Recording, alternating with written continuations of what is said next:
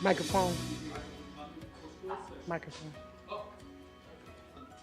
That was a test run, seeing how well my voice projected with the microphone off. But now that it's on, I hope it's projecting. As I was saying, we are happy to be back after a long absence. And we hope that you'll be as happy as we are being here. So, open session to hear public comment before closed session. May we have a roll call, please? Councilmember Bonner. Here. Vice Mayor Jimenez. Presente. Councilmember McLaughlin. Here. Councilmember Robinson. Here. Councilmember Willis. Here. Councilmember Zepeda. Here. And Mayor Martinez. Here. During closed session, the council will discuss the following items: conference with legal counsel, anticipated litigation, significant exposure to litigation. There's one case. Under conference with labor negotiators, agency representatives Sharon Taylor and Jack Hughes. Employee organizations include SEIU Local 1021 full-time and part-time unit, IFPTE Local 21 mid-level management and executive management units, Richmond Police Officers Association, Richmond Police Management Association, IAFF Local 188, Richmond Fire Management Association. Under conference with real property negotiator, properties include Point Melati, site of former Naval Shipyard Depot. Agency negotiators Dave Alshire, negotiating parties East Bay Regional Park District and Tribe and Upstream Point Melati LLC. Under negotiations are the price and terms of payment. Second property is 1689 Regatta Boulevard. Agency negotiators Nanette Beecham and Ann Laffar. Negotiating parties Dicon Fiber Optics Inc. Under negotiation are the price and terms of payment. Under conference with legal counsel and existing litigation, Winehaven versus City of Richmond. We have one speaker online, and he'll have 2 minutes to address the council. The speaker is Bruce Byard.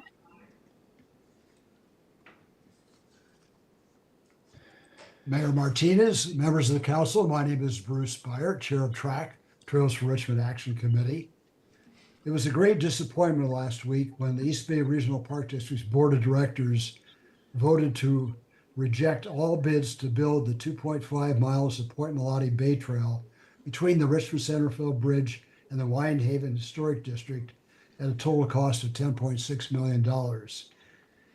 The district was unwilling to fund the $6.6 million cost of the trail between the bridge and the beach park on its easement granted by Chevron, even though the city of Richmond was prepared to provide the $4.4 million needed to cover the cost of building the trail on city property between the beach park and the Winehaven Historic District. Completion of the Point Melati Trail is needed to provide long-awaited public access to the shoreline between the bridge and Point Melati Winehaven, while plans are being developed, funded to establish and built to establish Point Melati Regional Shoreline. The Point Melati Trail shouldn't languish for more than a decade awaiting establishment of a full-blown regional park.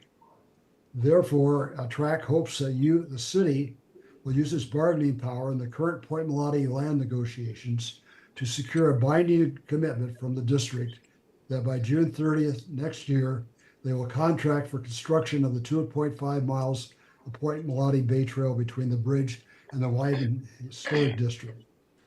You also might want to consider what's going to happen if you turn over some city land and if the district buys the land from the tribe. This land shouldn't sit vacant, closed to public access forever. Unfortunately, the district has a poor track record of delivering on Richmond projects. They have not been high priority. So take this into account. Be sure you get a commitment to have the park properly planned and open for public use before you hand over the land. Your time has expired. Thank you. There are no more speakers. Thank you. Being no more speakers, open comment is closed.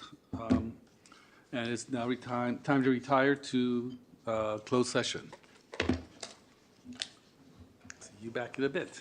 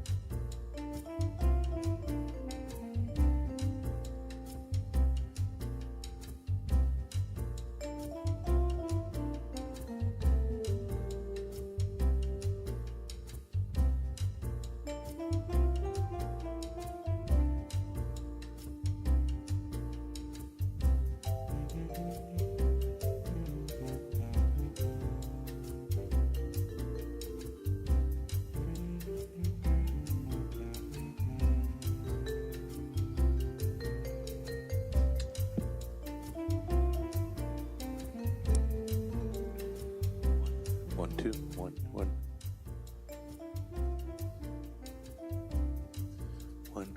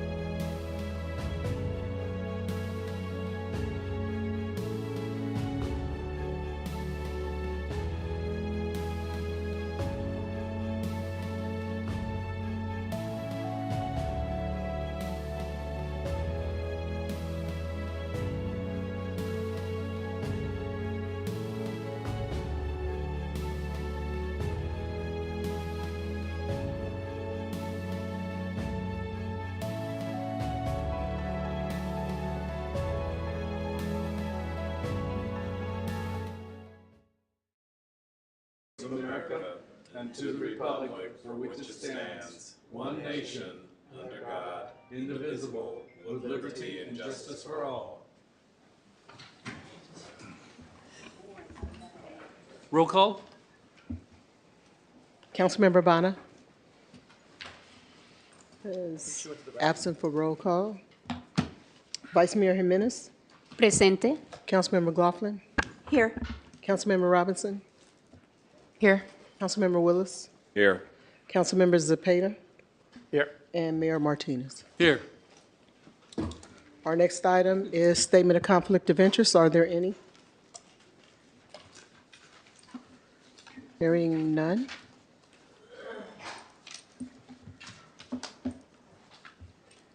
Our next item is agenda review. Under agenda review, I would like to move item M to the end of the meeting. I would like to pull some items, if I may. I'm sorry? I would like to pull some items. Okay. Which items?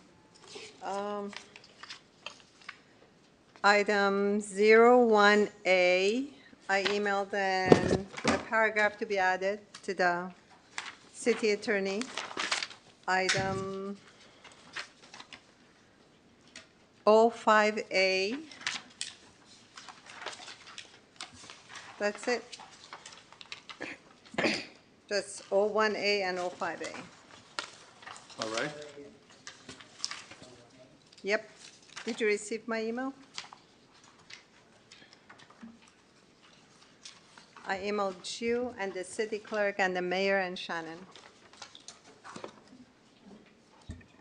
I was very busy today. I didn't see all Yeah, my I emails. emailed yesterday or the day before. All right. That's it. Okay, our next item is a report from the city attorney of final decisions Oh, made. Excuse me, there was one other thing. Okay, This has to do with closed session. We will return to closed session after the regular meeting. okay.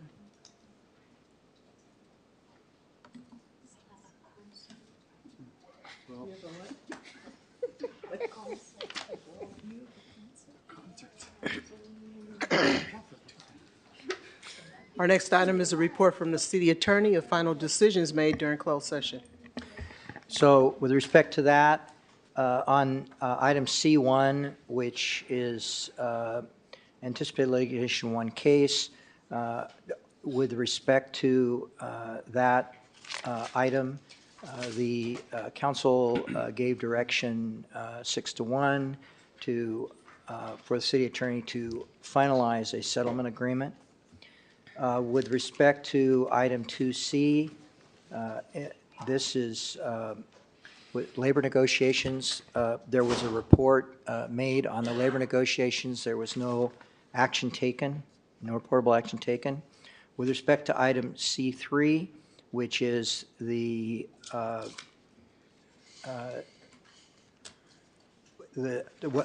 has two items. The first item concerning Point Malati, that was not discussed. With respect to the second item, which are real property negotiations for the property at 1689 Regatta, that is the matter that the mayor referred to, that we are going to go back into closed session and continue our discussion. And the last item concerning the existing litigation on Winehaven versus City of Richmond, again, that was not discussed and won't be discussed. Thank you. Our next, excuse me, our next item is a report from the city manager. And under that report, there is a new employee report also. Good evening, Mayor and members of the City Council and Richmond community. I have a brief overview of activities that transpired during our recess. I'd also like to invite Sharon Taylor, Director of HR, and Antonio Banuelos from our Finance Department. We have an overview of new staff that have been hired, as well as a brief update regarding business license at the request of some of the council members. So next slide. Next slide. Real briefly, over our recess, we continue to work on providing training to city staff on report writing and procurement. I want to thank LaShonda White and Patrick Seals and all the finance staff that were involved. Great training. We also had a health and wellness fair for city employees. It was a great event that enabled city staff to employees to learn more about their wellness benefits from local vendors and to foster a healthy work environment. We also launched the Community Crisis Response Program. Want to thank Michael Romero and Sam Vaughn, LaShonda White for all the work that they've been doing there in collaboration with HR. And next slide. We've also held a number of mobile vendor program and sidewalk vendor ordinance coordination meetings and outreach to the community. We've executed agreements with 4Leaf to assist with enforcement. We've been collaborating with Contra Costa Health Services to ensure that environmental health is active and engaged in our community. And we are working with the farmers market to launch the mobile vendor program later this month. In terms of the built environment, community meetings were held for ARPA-funded projects pertaining to Wendell Park, MLK, and Shield Reed. This is an example of our continuous positive momentum to improve the built environment. And we've also brought on Wade Finlinson, and I'm working with him and Daniel directly to improve medians, sidewalks, city trees, and more. We also, to support the parents at Shields Reed with the modifications needed to their school and the transition to LaBonne we've executed an agreement for them to use the Booker T. Anderson community space for the Stage After School program while the school is closed for renovations. And we're continuing to collaborate with the school district to support Richmond students and families. Next slide. The community events of note that took place were the annual 3rd of July fireworks, National Night Out. I want to thank all of our Richmond Neighborhood Coordinating Council, Stephanie Nye from Recreation, and all of RPD for a great event, in particular Michelle Milam. We also held the LEAP graduation. We had 13 graduates. Would like to thank Abigail Sims and Yvette Williams-Barr, as well as Library Director Kate Epler for their outstanding work there, and for the council members for your attendance at many of these events, and the mayor. Next slide. We had 139 participants sign up for the summer reading program, and there were a number of community-led events that took place throughout Richmond, ranging from the North Richmond Blues Festival, Point Richmond Music Festival, Richmond Promise Scholar Celebration, I Love My Family Day, Soulful Sophomore Sundays, and Commission on Aging Senior Picnic and Line Dancing Fundraiser. Next slide. And coming up of note, I want to make sure that the community at large is aware that the Cinco de Mayo Committee will be leading the Latin American Independence Day Parade. This is rescheduled from the Cinco de Mayo weekend due to weather. It's going to include a similar parade route as the Cinco de Mayo Parade on 23rd Street. Will be closing on Friday evening, September 13th at approximately 5 p.m. And if you have any questions, feel free to give us a call in the city manager's office at 510 p.m. If you have any questions, please call 510-620-6512, and we'll make sure you're connected with the correct staff. And with that, I'd like to turn it over to Antonio. Can you please provide a brief update on the business license program and the outreach that's taken place? And then we'll turn it over to Sharon. And so this is a result of numerous requests for information that we've received from council, members of the public, and news media. So we thought it would be helpful to provide a brief, succinct overview. Thank you.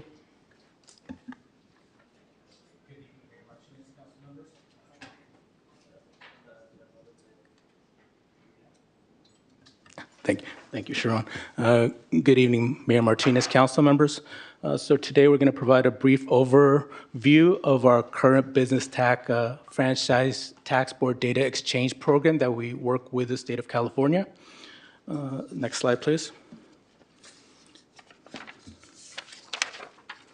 So the state of California has approved a revenue taxation code that authorizes a reciprocal exchange of limited confidential information between the tax board, the franchise tax board, and cities and counties.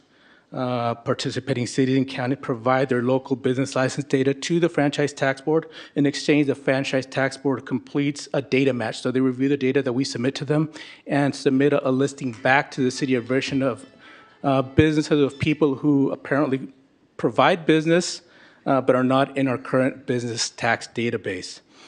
This data exchange aids the Franchise Tax Board in finding businesses who have not filed for income tax returns and cities and counties and identifying unlicensed businesses within this, in this case, within the city of Richmond. So very different steps that we have to go through to make sure we fulfill the state's obligation, including confidentiality. And all that is listed on the state's webpage for the program. Next slide, please. So the listing provided by the state, if the city meets all the requirements, does all our due diligence, they provide a listing of all these businesses that don't fall in the match. The state listing contains very limited information.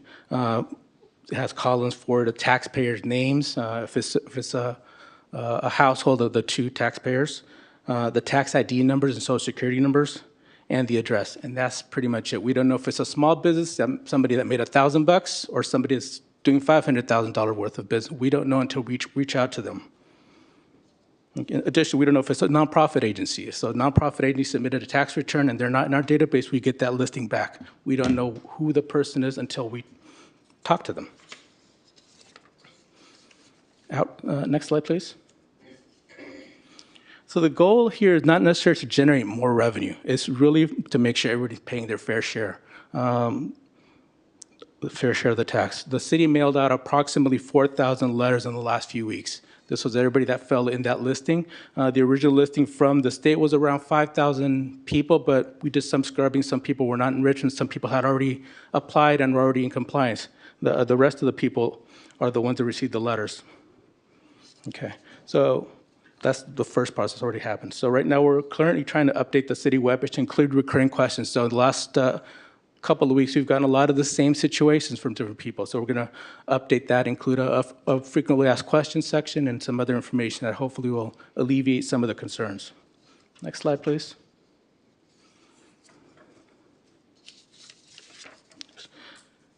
As people have been coming into City Hall, we have seen many that were not aware of the business tax. So many have actually applied for a business and have paid the tax.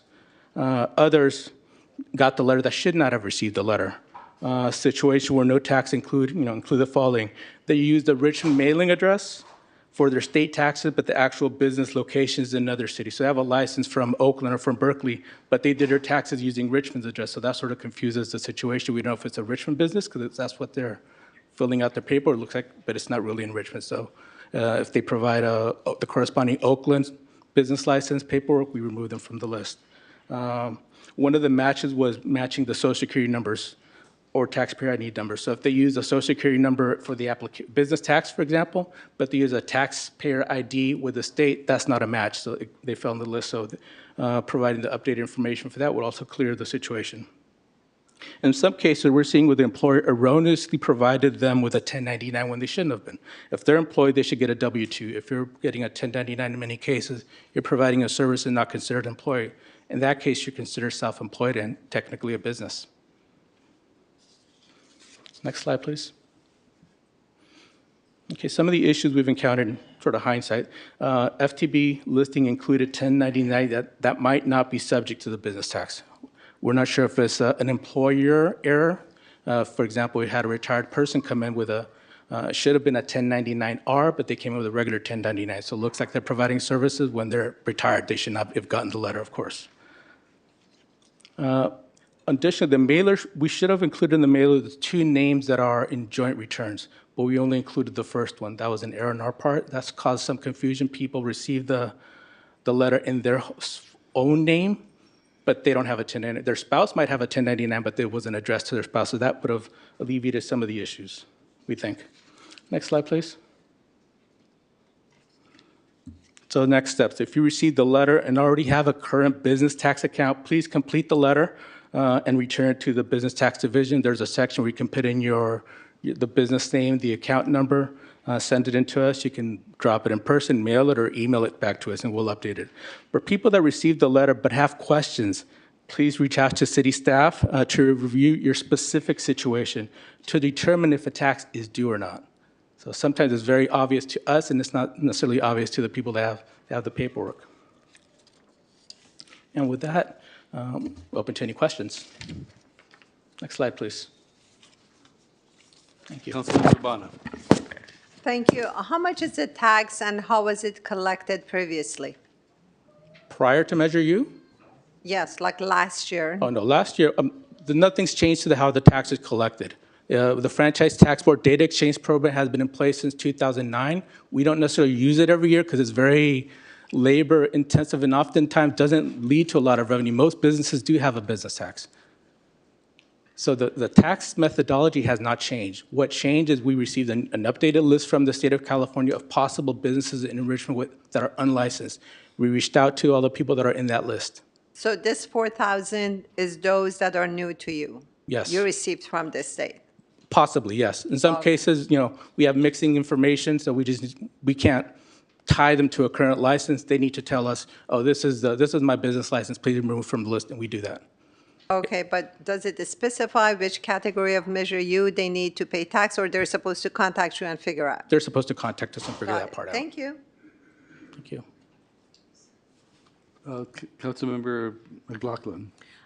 So Antonio, I think in your email or in some email, I heard that some people received it who would have no taxes, but they still have to register because Measure U gives a break to lower income business, lower revenue generating businesses and such, but they still have to register, is that correct? That's correct. There's no limit, no minimum limit on the business tax. Typically, somebody gets a 1099 from 600 and up. Additionally, nonprofits is the other situation. They're exempt from the actual tax, but they're not exempt from the requirement of having a business tax certificate. We don't know if they're a valid nonprofit until we review their account and we see that they're updated with the state and go through that procedure. Okay, thank you. If there are no more questions, we'll move on with the item.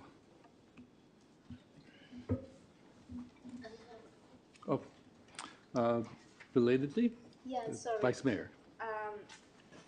City manager, no, thank you. And thank you for the email. It was like really informative. And thank you for presenting it here for everybody. I just have a question for the city manager. You mentioned that in the youth program, children and youth, we have 6.3 million.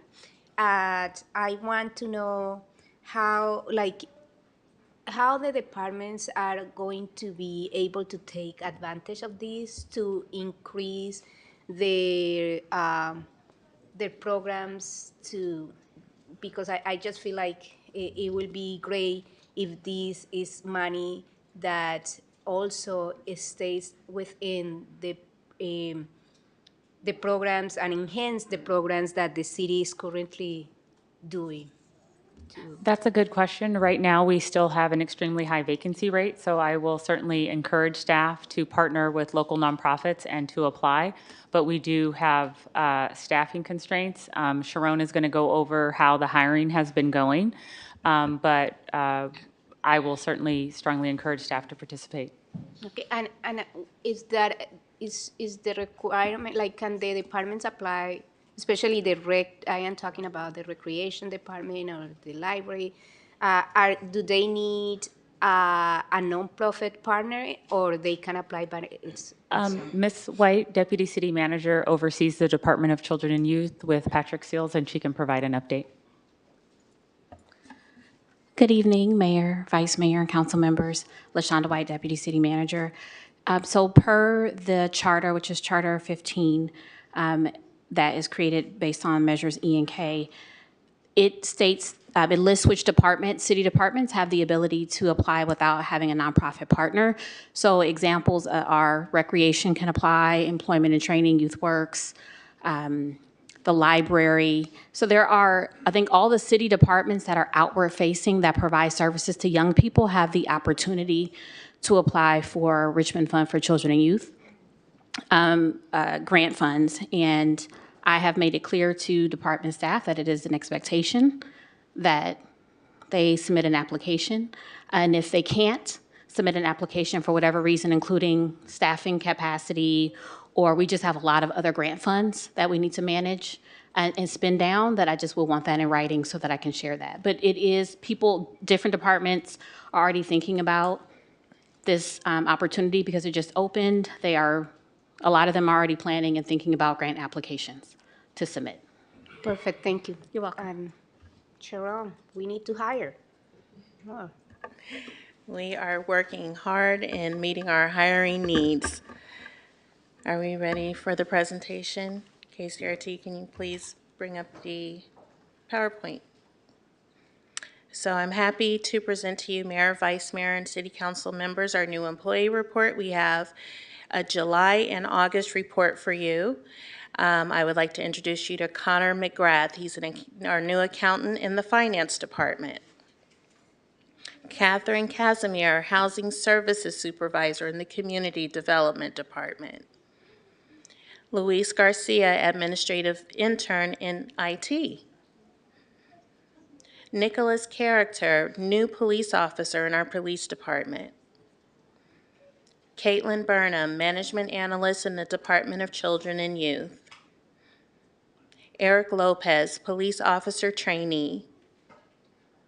Ryan Ireland, Police Officer Trainee. Ty Tran, Police Officer Trainee. Brenna Clark, Police Records Specialist. Abdul Black, Community Services Technician in the Department of Children and Youth. Mike Olyang, Assistant Engineer, Public Works. Joan Binalingbing, Associate Administrative Analyst in the Community Crisis Response Program. Kim Dwinells, HR Analyst in Human Resources.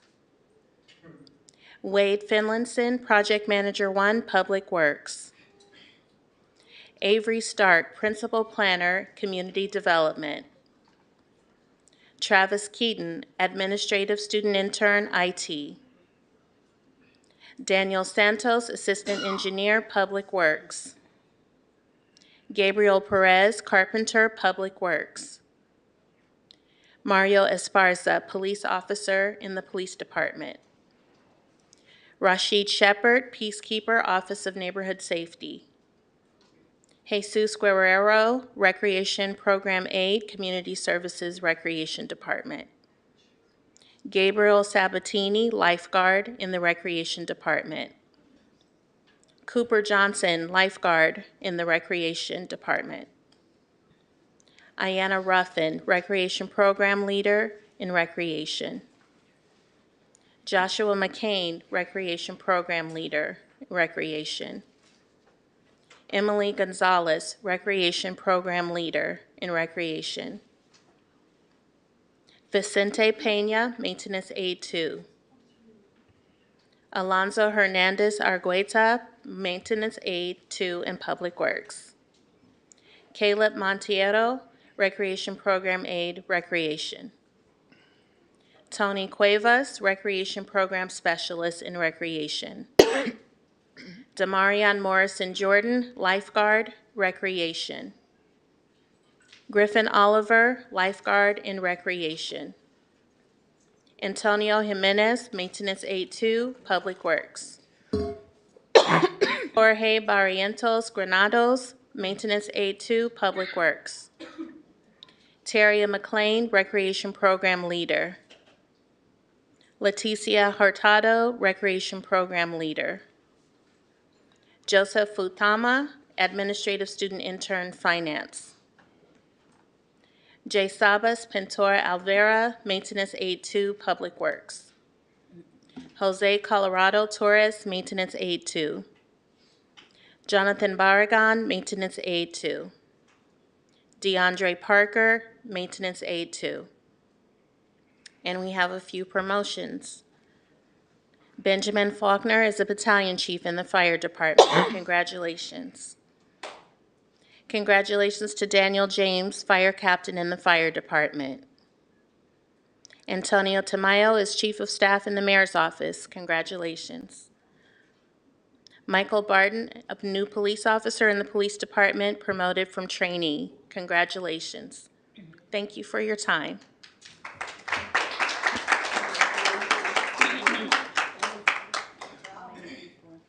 Thank you so much. Let's keep it up.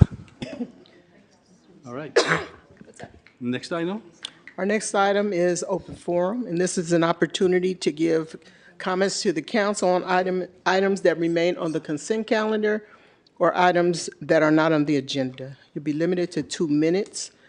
Please keep your comments respectful. We do have children in the audience, I believe, tonight. Please be respectful. I'm going to call groups of 10, and please come forward. And when your time expires, please terminate your address to the council. We have 21 speakers in person. If you would like to address the council and you are joining us online, please raise your hand at this time. Speakers are Cordell Hindler, Ryan Lau, Mark Wasberg, Rick Perez, Francisco Espino, Ahmed Dabashi, Omar Nasir, and Jamin Purcell. That's going to be our first group. I promise. I'll keep my. I will use no profanity. I promise. Just for you. So good evening again, Mayor Martinez, Council. Hopefully you all had a wonderful recess and you're all refreshed.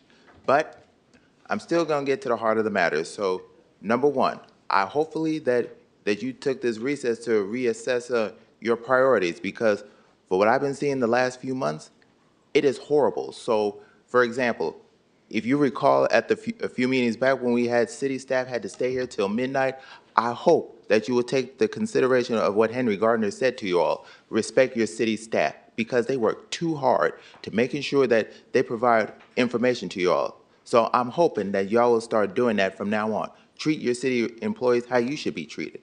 One. Number two, if you recall at the March meeting when JPP Analytics came and talked to us about the port, how it's been neglected since 2007, that is a mockery, because I visit the port very often and I find it disturbing to see that that port used to generate revenue as far as I see it, but now it is slowly trying to get back into good graces, but that's not enough. You need more staffing, because I will go along with Rep. Tellis's presentation last time, because they deserve this type of opportunities, because the port generates revenue, and I guarantee you, I'm gonna keep coming back to this podium every time until I see some progress made. So I guarantee you, in the words of my good friend Oprah Winfrey, you better get with the program. Ryan Lau.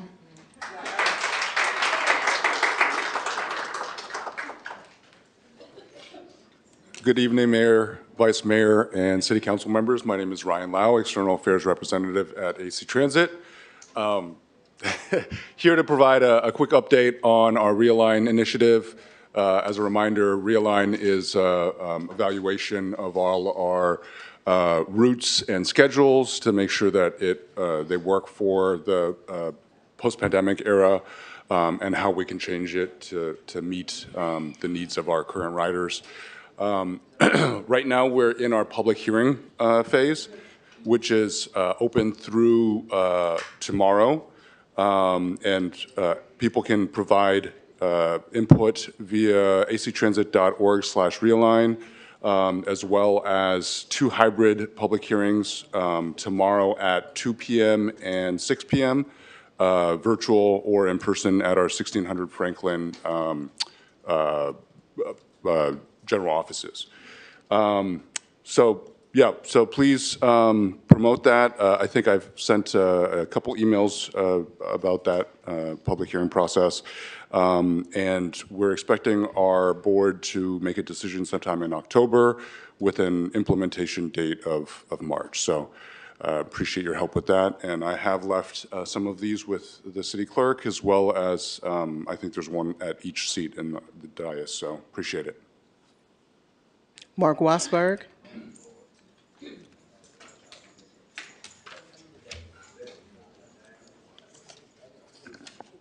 The Richmond City Council has a rule, no campaigning.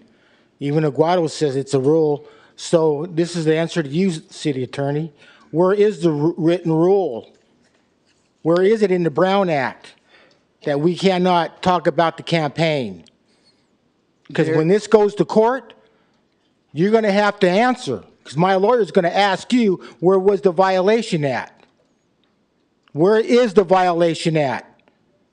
What gives Aguado have the right to cut anybody down because he doesn't like what you say?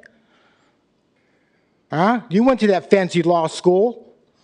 You can't tell me that there's a ruling that the city has to stop people from talking? Huh? Either way, you're going to have to answer it because lawsuits are going to be flying. Aguado laughs. I'll get him in court too. And then no good corrupt pig that came up here pushing me around, said I didn't have no right to talk. I'm going to have his ass in court too. It goes to show how corrupt the Richmond PDR is. You got 4 cops already, a bunch of corrupt criminals. Even your police chief was out there, had a restraining order on her because she was threatening people's lives. Yeah, that's right. And she tells us to obey the law? Yeah, real smart, huh? Either way, you're going to have to answer in court. So you better get ready and find that law and that ruling that we cannot talk about the campaign or go out in front and have our campaign signs. Because it's going to happen.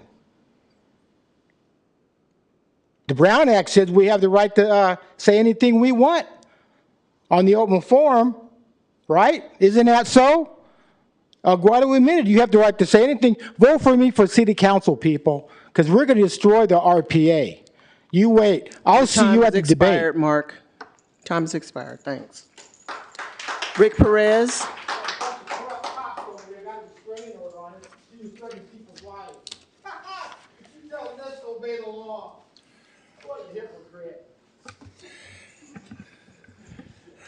Once again, how come I always got to follow Mark? Okay, anyway, I won't be as rude as him. One of the things I'd like to point out was in the news lately is the Miami Dolphins' Tyreek Hill, who was arrested by police, and how the police escalated the situation really ugly, I thought. A lot of other people had different opinions about that, but I look at it like the police are trained professionals. They should be trained and are trained to not escalate things. And he had every right to tell that guy to open his window and all that stuff, but the way he pursued it was like total forceful and control. And I understand that, but again, he's a professional. The reason I bring that up is because it could have ended up in a situation like what happened to my son.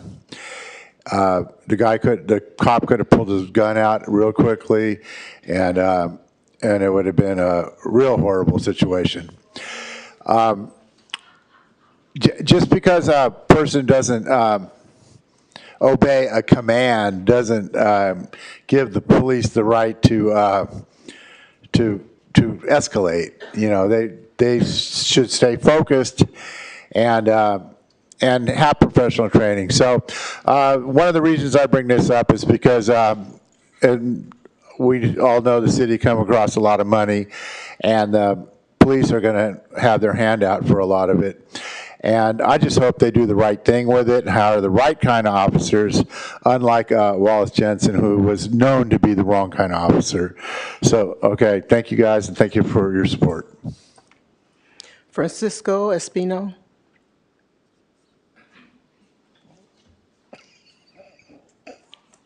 Good afternoon, Mayor. Good afternoon, Vice Mayor, and good afternoon, Councilman. I'm actually coming in because I've seen a lot on the news and even on reports of Richmond standards. There's a lot of budget, there's a lot of money coming into Richmond, but we never see any help actually on the streets of Richmond. Probably like once every 2 years. There's more homeless people on the streets than people inside of housing. And we're having a lot of issues with homeless encampments and things like that. and a lot of budget cuts, but a lot of more money going towards police officers and surveillance over neighborhoods and videos looking at people inside, in their neighborhoods and stuff like that. I feel like we should have a lot of more help onto the community and actually help with the housing, help with a lot of people that are still on the street, homeless and stuff like that. We have more people outside of Home Depot than actually working. So just wanted to point that out. Not going to take too much of your time. So thank you so much. Our next speaker is Ahmed Dabashi, followed by Omar Nasir.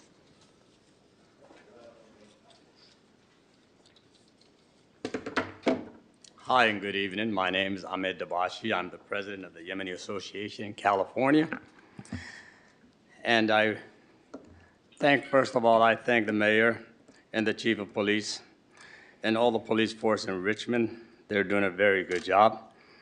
And I want to mention that we have an officer in Richmond, the first Arabic officer who speaks the language in Arabic, because I'm talking because he speaks Arabic, and he helps the community by translating from English to Arabic so they can understand what's right from wrong.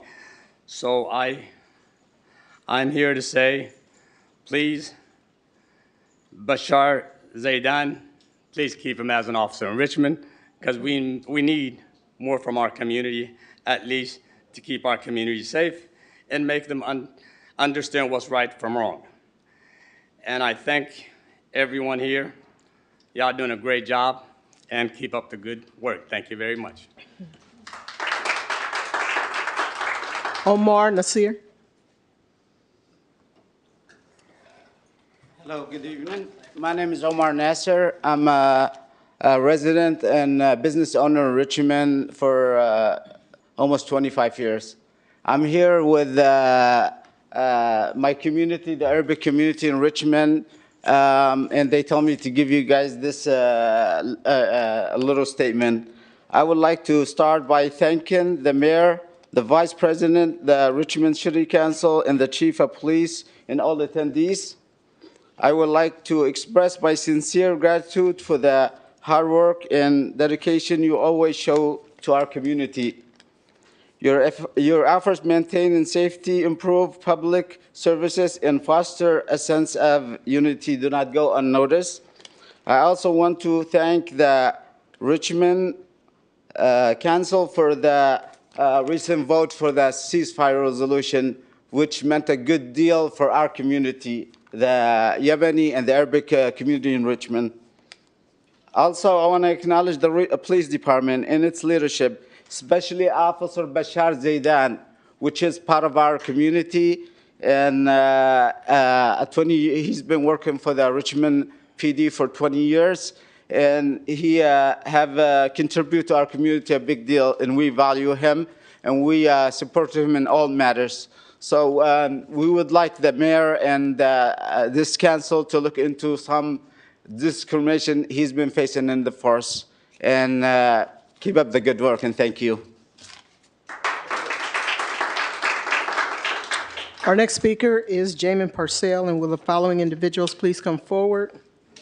We have Andrew Melendez, Rosie R. Jasper, Angelica Rendon, Sarah Cantor, Mateo Guzman, Karen Duran, Alejandra, Raymond Window, and Dabjane Tellis.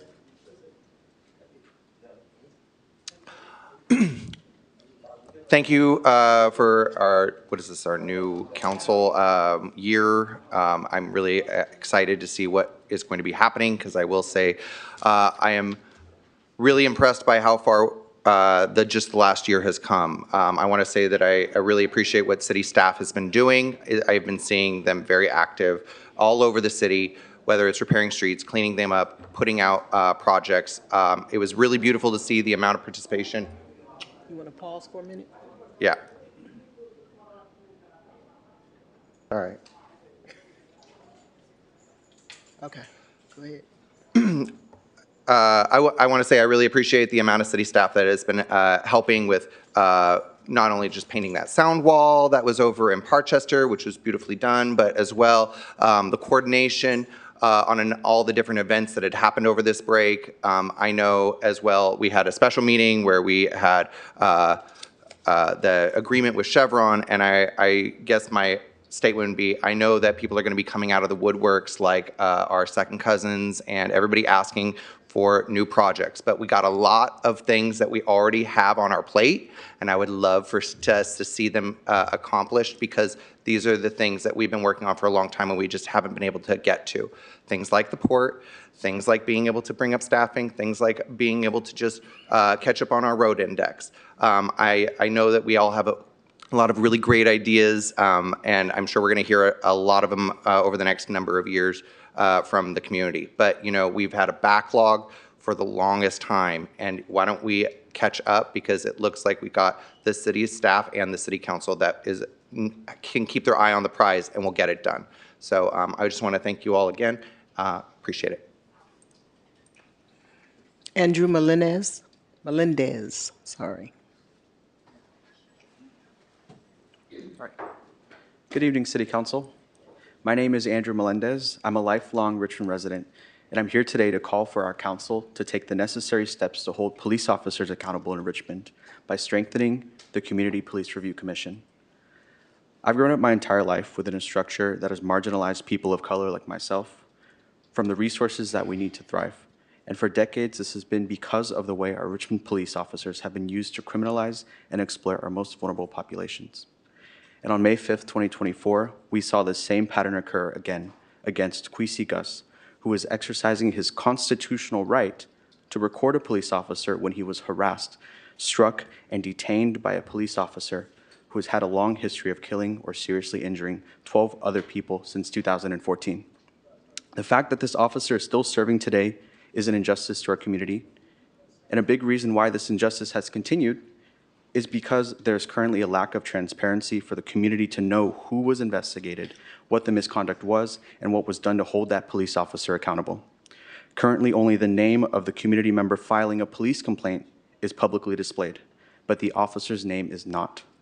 This creates a massive barrier for community members to speak up against these injustices in fear of retaliation by those who continue to believe that criminalization is okay. I urge this council to begin finding new ways to increase the CPRC's transparency so that our Richmond community knows exactly what our police officers are doing and what steps are being taken to ensure that there's real accountability in our police force. Thank you so much for your time. Rosie R.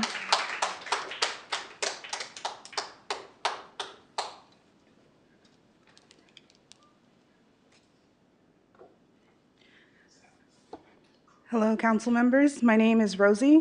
I'm here as a concerned homeowner of Richmond and District 6 and acknowledge that I'm on Ohlone land. I want to make sure that RPD is held accountable for the officers that act in misconduct and ensure that every officer is held to a standard that ensures Black and brown people are safe from historic and racial discrimination and prejudice. I want to uplift the campaign "No One's Above the Law." In order to do that, I want to bring it to the City Council's attention that there are things that I'm hearing, witnessing, and I've experienced that make me uncomfortable and have brought me to speak up. I want justice for Kwesi Gus, a Richmond resident who has been violently struck and detained by RPD Sergeant Kane. How am I supposed to feel safe when a sergeant violates a resident's first constitutional right? I saw the video. Sergeant Kane needs to be held accountable and justice needs to be served to Kwesi. How much longer are we going to wait and let these misconducts go unchecked? We shop at the same places, we go to the same parks, and as neighbors, I want Community Police Review Commission to be empowered to make sure events like this don't happen. Restructures need to happen. I don't want police investigating other officers. We need an independent oversight body. Kwesi deserves justice. No one is above the law. I know you'll do the right thing. I'm sending love and community to the Gus family, and unlike the RPOA, I don't stand with Sergeant Kane. Thank you for your time. Jasper.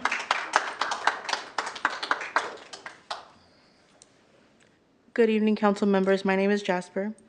I'm here today as a resident and homeowner to share my concerns and story. My dad died of a heart attack when I was a teenager in 2016. He was racially profiled when he was dead. The officer said in his walkie-talkie that my dad might have been gang affiliated. He wasn't. He was just Latino, bald, and covered in tattoos. He then tried to kick me out of the room and demanded a list of his medications, and he wasn't even cold yet. That experience is just one of the unfortunate encounters I've had with police. I'm here to support the campaign, No One's Above the Law, because the trust I have in Richmond's police department is non-existent. Hearing about Sergeant Kane's misconduct has further pushed me to urge everyone with the power to do something to do the right thing. My dad dying was one of the most traumatizing experiences I've ever had, and I wish I could be writing inspirational retellings about the officer helping in my time of need. But I, like many Black and brown people, don't always have those stories. I urge that we give Community Police Review Commission the power to extend their power to evaluate all types of allegations so that we aren't waiting for the worst to happen to our community members and instead listen to what the community needs. We deserve to feel safe. Thank you. Angelica Rendon.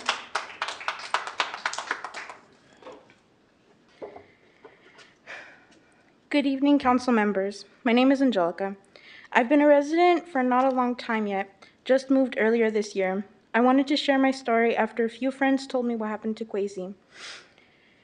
My sister has been a resident for years, and I used to visit frequently before moving out here. I was a minor when this happened. I had a mental breakdown due to an undiagnosed mental health issue. My sister had no idea what was happening, and I was completely immobilized due to a physical chronic health issue that I have. No one helped us. No doctors, no mental health facility, no police officers. I was neglected because my case was not believable. I was told I was too young to be in pain. I was too fat. I was too poor to pay for quality care. Out of desperation, my sister called 911 to help. And when the police officer came, he told my sister that he didn't know what to do, and he offered to speak to me, but I was mentally incapable of holding a conversation. My sister and my sister's partner were also scared because what if he deemed me a threat and killed me? It is something that happens all over this country. He left, and I was sick for a full year, bedbound. This could have played out differently if we had gotten some help from someone who served the community. I'm looking for the Community Police Review Commission and our city council to make sure that if someone comes to you with a tricky case, that you can help them and do something about it. Please don't let my story just go down as bad luck. I believe that a strong commission can make a difference. Thank you. Sarah Cantor.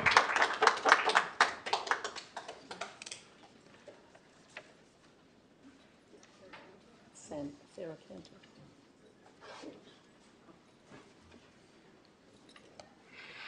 Hi, Sarah Cantor, Richmond resident. Want to uplift the voices of the community members that you just heard, really outlining what we all know are the dangers of police, and especially police who are not held accountable for their actions.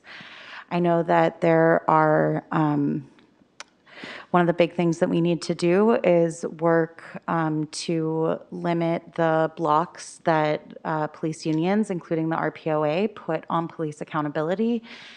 And in the meantime, because that's a larger issue, we can at least work to make sure that our CPRC, our Police Review Commission, is as strong as other police review commissions in the area and the nation. Richmond right now has one of the weakest community police review commissions because of a variety of policies that we can shift. You all, as council members, have the power to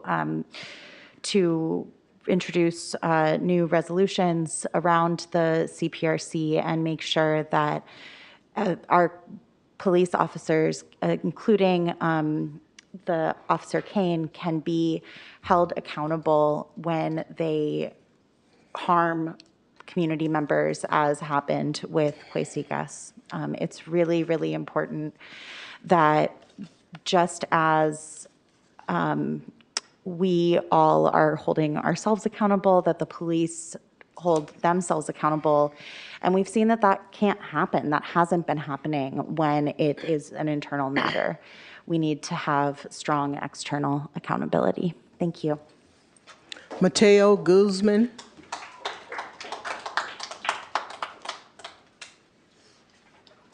Hello? Okay. Hello, Mayor and City Council members. My name is Mateo and I live in Richmond. I've been a resident my whole life and I'm a concerned community member. I'm calling on the City Council to hold police officers accountable and be more transparent about misconduct and abuse by RPD officers. I am concerned about how many RPD officers are harming and hurting our community because they have gone unchecked by the City's Council. I think that the Community Police Review Commission needs to be more empowered, and more of our community members need to know that CPRC could be updated to help our community. Growing up as a mixed person, my mom would always remind me that in our country, our police officers have stopped and frisked boys of color because of what they look like. I was always anxious that it was going to happen to me, and I think that my distrust in our police officers will never go away. Because sure, not every single person in RPD has misconduct allegations, but they sure aren't coming out and publicly condoning their brothers and sisters' behaviors. The RPOA said that they stand behind Sergeant Kane, but how is that supposed to make us feel safe? We need full transparency when it comes to the misconducts that the police act on. We need a system that is not protecting those who harm us. The City Council needs to ensure that the Community Police Review Commission is empowered and reflects statewide best practices of police oversight bodies because no one's above the law. Thank you for your time. Karen Duran. Karen Duran. She'll be followed by Alejandra.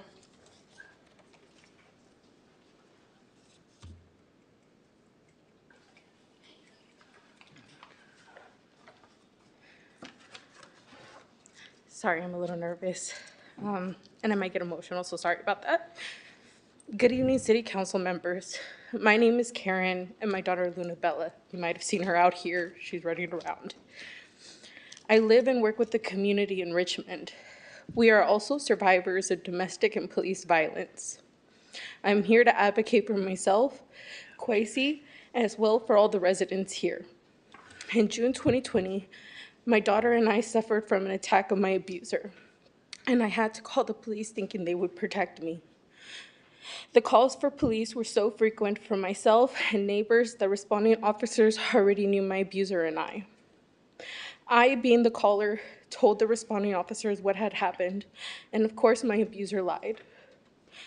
I still remember the police officers laughing with him as I was being escorted handcuffed to the police car. Luckily, when we arrived to Martinez jail, the booking officer denied me, and advised the officer to take me home or the hospital since I was so far along in my pregnancy and was put at risk. Unfortunately, the hospital couldn't take me in due to COVID protocols, and the officer denied taking me home or to my mother's house instead. He left me there with no phone, money, or way to get home. I was 39 weeks pregnant, due to be induced later that week. Not only did I suffer police violence, but my daughter did as well before she was born. We are still healing from the trauma, and I lost all trust with the police. The Community Police Review Committee unfortunately cannot take my case due to limitations of time to report. I did not know this committee existed. The city and the committee need to do more to make themselves known by the residents they are meant to serve and assist. Kwesi has that time, and Kwesi did not know this committee as well. Please, be transparent. They need to investigate Kwesi's case. Alejandra.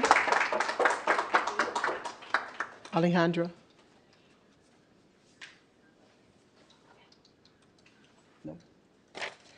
Raymond Wendell.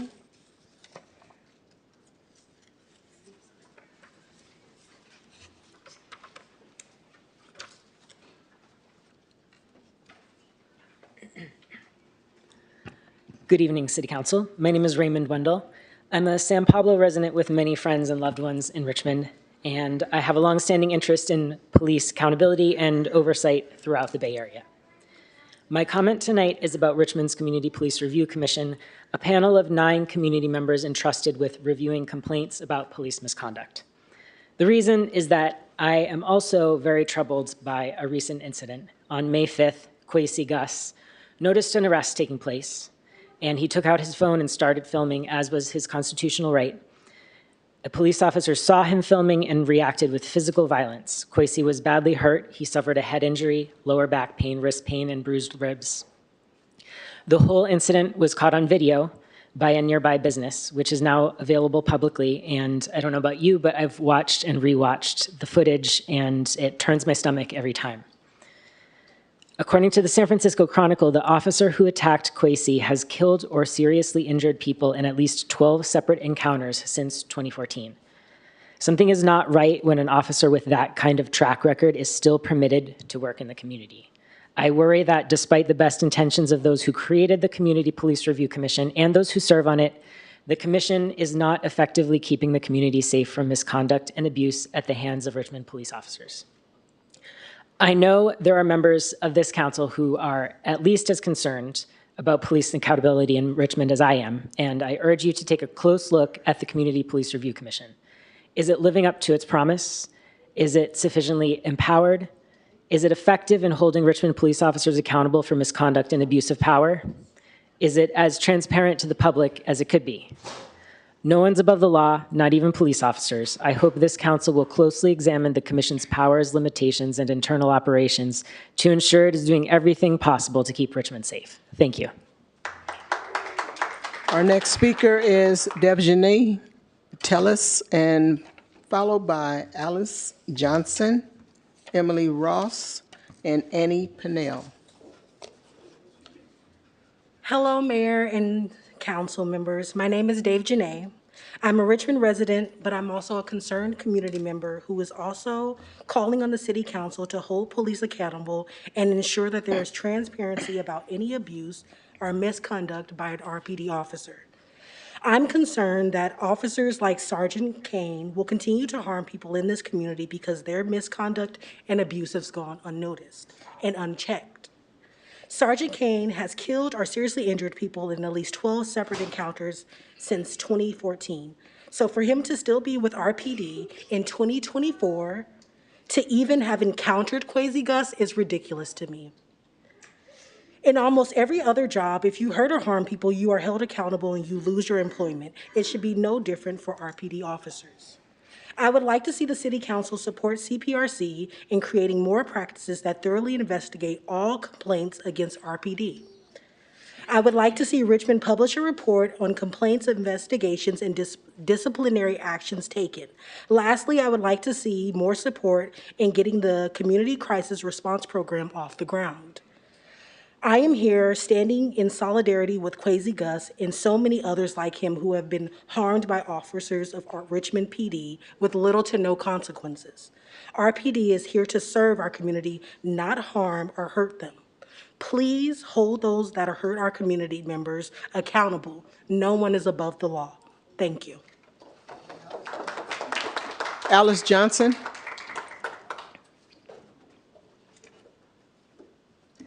Greetings. I am Alize Johnson, a proud Richmond native and honored to serve as Miss Richmond USA 2024. I'm here today to ask the council to take meaningful action to hold RPD officers accountable for their misconduct.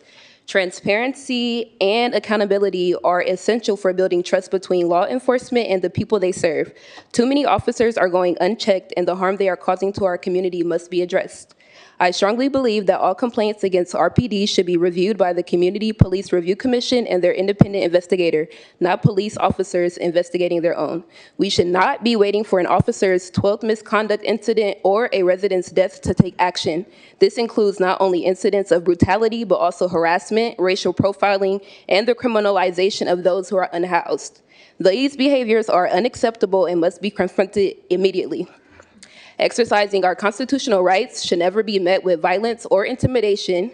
No one, especially those entrusted with upholding the law, should be above it. When officers violate these rights, it's not just an abuse of power, it's a direct threat to the core principles of our democracy. Holding them accountable demonstrates that justice applies equally to all, regardless of their position. Thank you.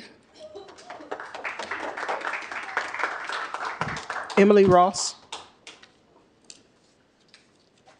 Good evening, council and community. Joining the call for increased police accountability and transparency around police misconduct.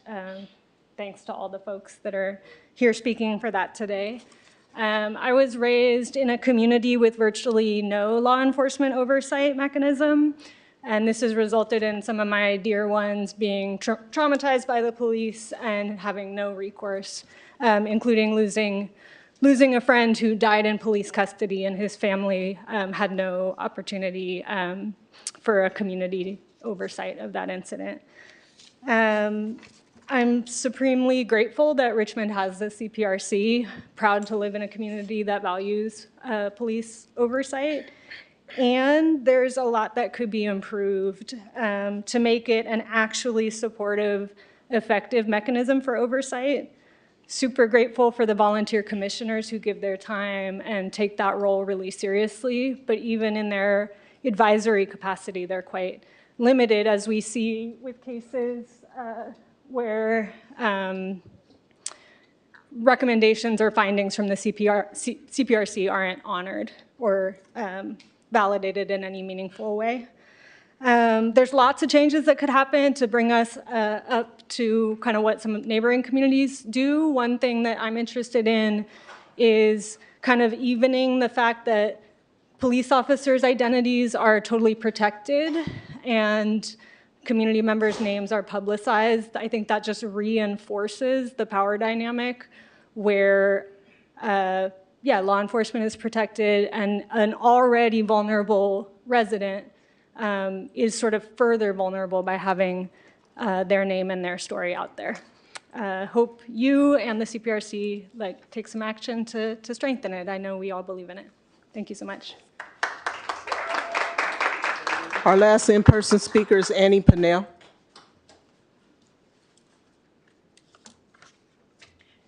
Hi, good evening, folks. My name is Annie Pennell. I live in Richmond, and I'm a concerned community member. And I'm calling on you, the City Council, to hold police officers accountable and to be more transparent about misconduct and abuse by RPD officers. As someone who cares about all of the residents and visitors of our city, I'm concerned by how many Richmond Police Department officers have and continue to harm our community because their actions have gone unchecked. The current policies of the Community Police Review Commission are below the standards that our city should hold itself to. The scope of the complaints that are reviewed are too limited, and too much burden is placed on harmed citizens to seek accountability. This reduces the effectiveness of and trust in the entire police department. I'm privileged enough to not have had direct personal experience interacting with RPD, but I know enough people who have been harmed in interactions with them that I wouldn't call 911 in a potential safety emergency because I care for everyone in my community and I'm unwilling to risk the grave injury that I know could result from me calling for help. That means as a Richmond resident who cares about my fellows, I don't have the resources of emergency services that should be available to me if I need them, because I'm more concerned with the possible outcomes of a police call than the incident that I might need them for. If I knew that police were held accountable for harming citizens, I might feel safer in this city.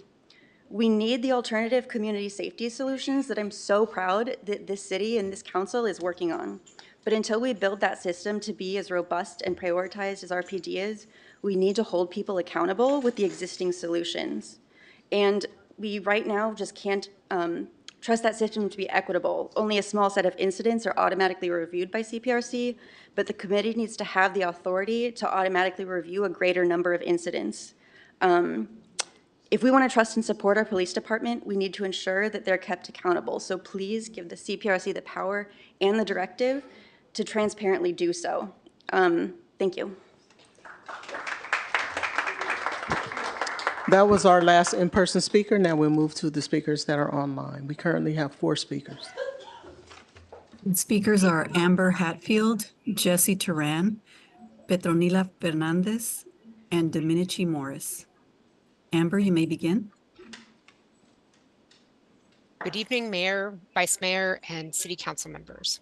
My name is Amber Hatfield. I'm a Richmond resident, raising a child in District 3, and I'm here tonight to share a few of my concerns about our Community Police Review Commission.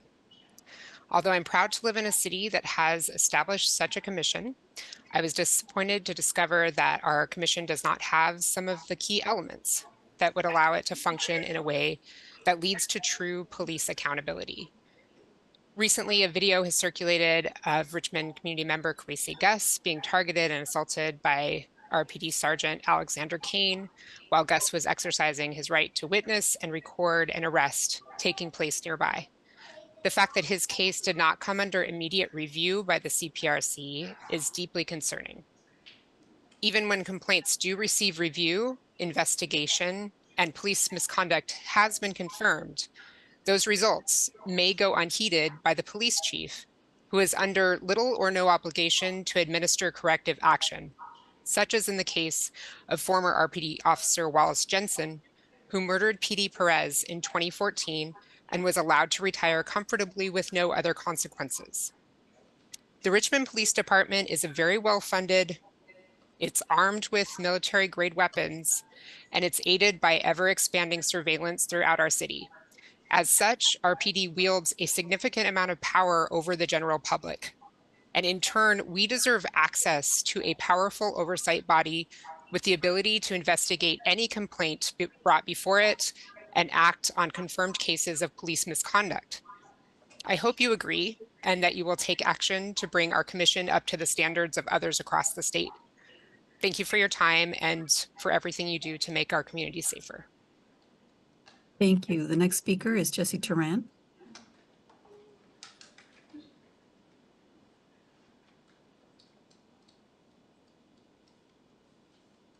Jesse, please unmute yourself and you may begin. Can you hear me now? Yes. Okay. So my name is Jesse Turan, and I am a former resident of the Ryden Road homeless encampment, and I am an unhoused resident of Richmond to this day. When I was living at the Ryden Road homeless encampment, the city of Richmond voted to spend approximately $15,000 to allow the encampment to have access to water. I have never understood why it cost that much, but it did cost that much. And then they evicted all of us from the encampment. However, the water truck, Shower Powers, which is sponsored by SOS, continues to go to Ryden Road to provide showers to Richmond's unhoused residents. However, they are not being given access to that $15,000 water main for reasons unknown. Apparently, the city is contracted with some contractor which is blocking access. As a result of this, only a very few people are able to take showers when the city truck, when the shower power truck shows up there. Now, we have paid, that money came out of the budget for the homeless, that we paid for that water. We should be able to access it so that we can get showers, so that everyone can get showers. Okay, I'm running out of time right now, but with regard to the police, it's the same thing with regard to the showers. We need accountability. We need transparency. We need to know where money is going in this city. There's not enough transparency. All we need to do is put up a website that shows where the money is going, how it's being spent, and who's spending it. That is true for the homeless issue. That's true for the police issue. We need to know who's killing people, because it's scary to call the police right now. Thank you. Thank you. The next speaker is Petronila Fernandez. You may begin.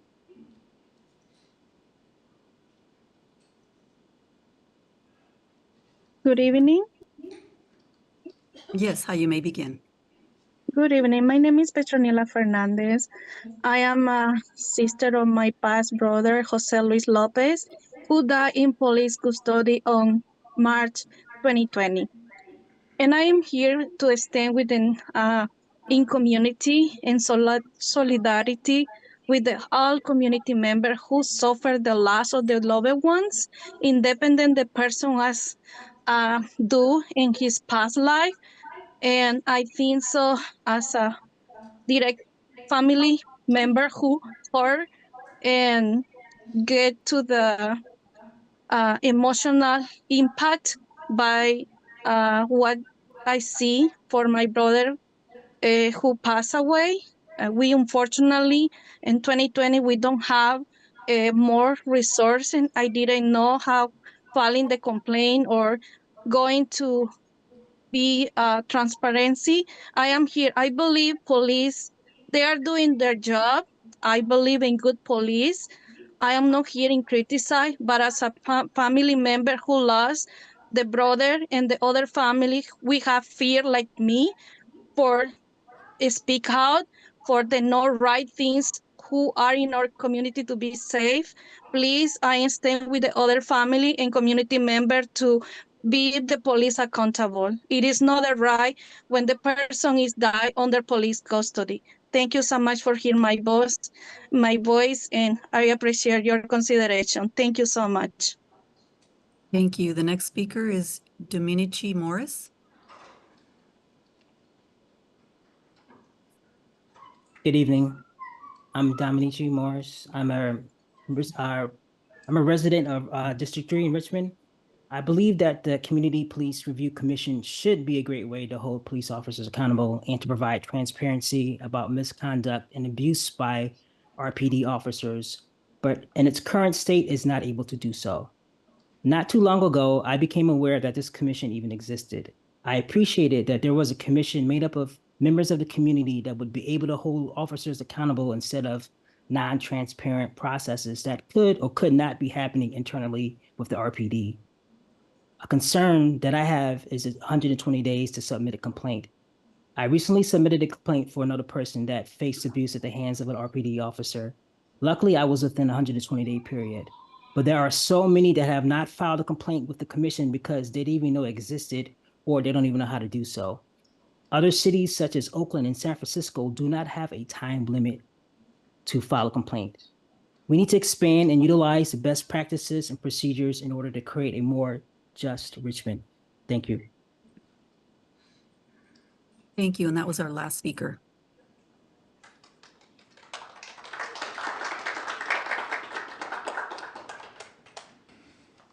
Next item. Our next item is approval of the consent calendar. And the consent calendar will exclude items 01A, and that is the nepotism in city boards, commissions, committees, and task force. And item 05A, contract amendment for municipal resources group and peer advocates. All right, do I have a motion? Councilmember Robinson? I don't have a motion, but what I wanted to say was that I missed the section of the agenda where we are supposed to state conflict of interest, and I need to state a conflict of interest. So I don't know if it's good to do it now, but I would like to do it soon. Yes, so I have a conflict of interest with item 01A because my current domestic partner is serving on a commission. And so when that item is discussed, I will recuse myself and leave the room.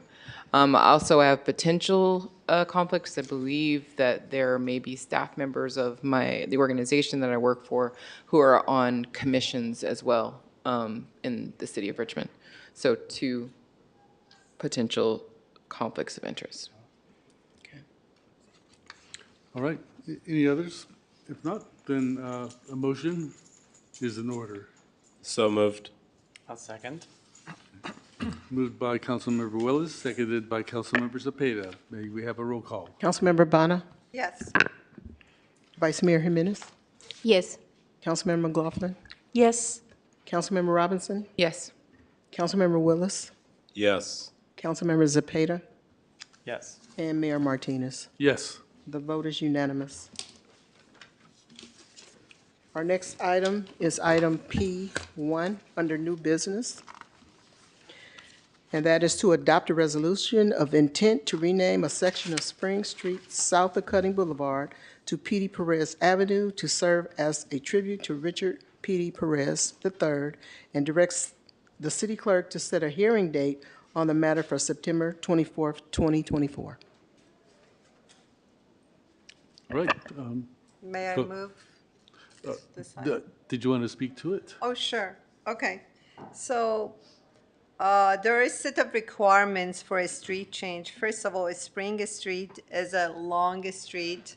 A small portion of it, south of Cutting Boulevard, is a portion where the business of Press family exists. They have collected signatures from every property owner on that portion of Spring Street, and they filled all the requirements, all the check marks are there. The only thing is that the Parks and Recreation Commission did not have a quorum to make a recommendation to the city council. So it comes to the city council, and one of the requirements is to have a public hearing. So this item says there would be a public hearing, so if anybody opposes the matter, would come. The significance of changing the name is hopefully this will be the last killing by the police in the city of Richmond. And the family who lost their only child managed to put their sorrow and channel it into activism, and they have brought in many progressive acts at the city level as well as the state level. So that is why we would like to memorialize that small portion of Spring Street after PD. This is, yeah, what will make the mother, who is not physically in the best condition right now, very happy. So I would like to ask the council to please vote for this item. Do we have public speakers? Yes, we do. We have 4 in-person speakers. If there's anyone online that would like to address the council on this item, please raise your hand at this time. Speakers are Patricia Perez, Rick Perez, Cordell Hindler, and Mark Wasberg. Please come forward. You'll have 2 minutes to address the council. Patricia Perez.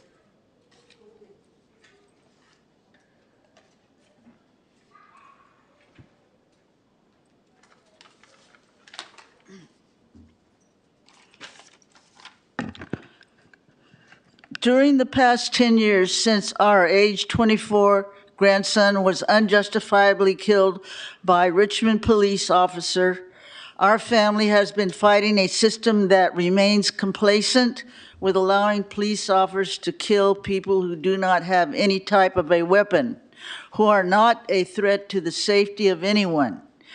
Here in Richmond, the Citizens Police Commission, formerly Police Commission, changed the rule to automatically conduct its own investigation into the death or serious injury of a citizen done by a Richmond police officer. No other city in the nation has anything like it. We've gone to Sacramento many times, standing with other families whose family member was also killed by police, to support new laws when they are proposed. There are 5 new Senate bills and Assembly bills which have been signed into law. During Tom Butt's 8-year tenure as mayor of Richmond, he did not support the fact that PD never should have been killed. Our outcry was not heard. Mayor Eduardo Martinez hears us, and he issued a proclamation on September 19th, 2023, acknowledging the profound grief in the unjust loss of PD's life and the sanctity of all lives. On May 18, 2024, 2 works of art created by local Richmond artist John Toki about PD were permanently installed where PD's life was taken 10 years ago. Now, work is in progress to rename Spring Street from Cutting Boulevard South in honor of PD Perez, and we are grateful. Thank you, all you guys. Thank you. Rick Perez.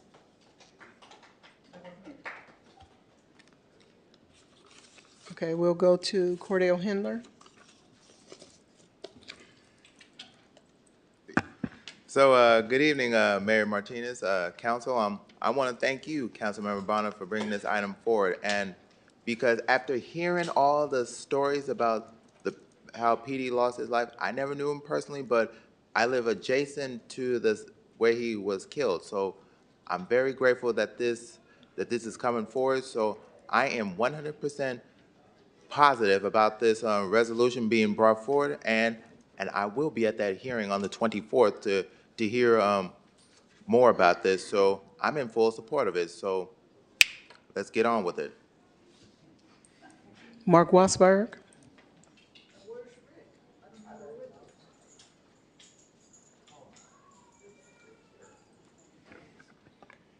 Anytime you name a street after somebody, it's somebody famous. Somebody that did good for the community. Fred Jackson Way, I knew Fred personally. I said I was with him at San Quentin when he went and seen Stanley Tookie Williams. I mean, we have schools named after our presidents. We have freeways named after our generals, our famous generals.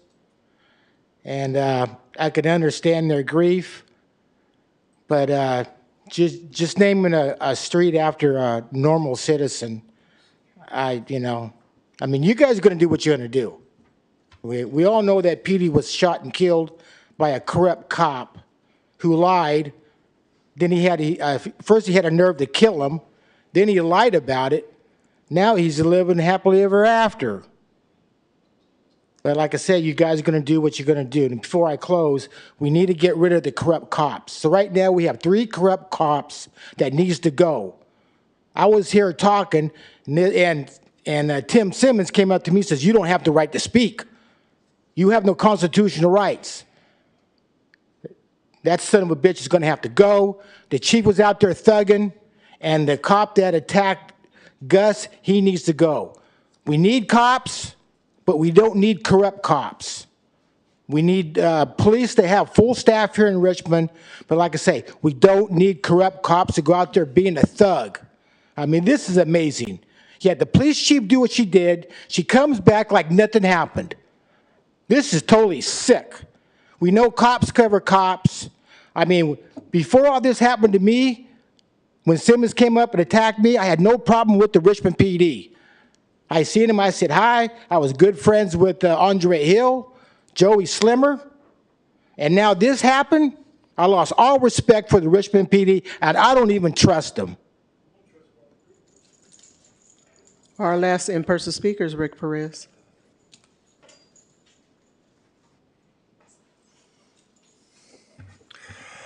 I can't believe I'm going to say this, but I agree with some of the things that Mark said. That was hard to say, but I appreciate his support. I appreciate all you guys' support for, recognizing my son.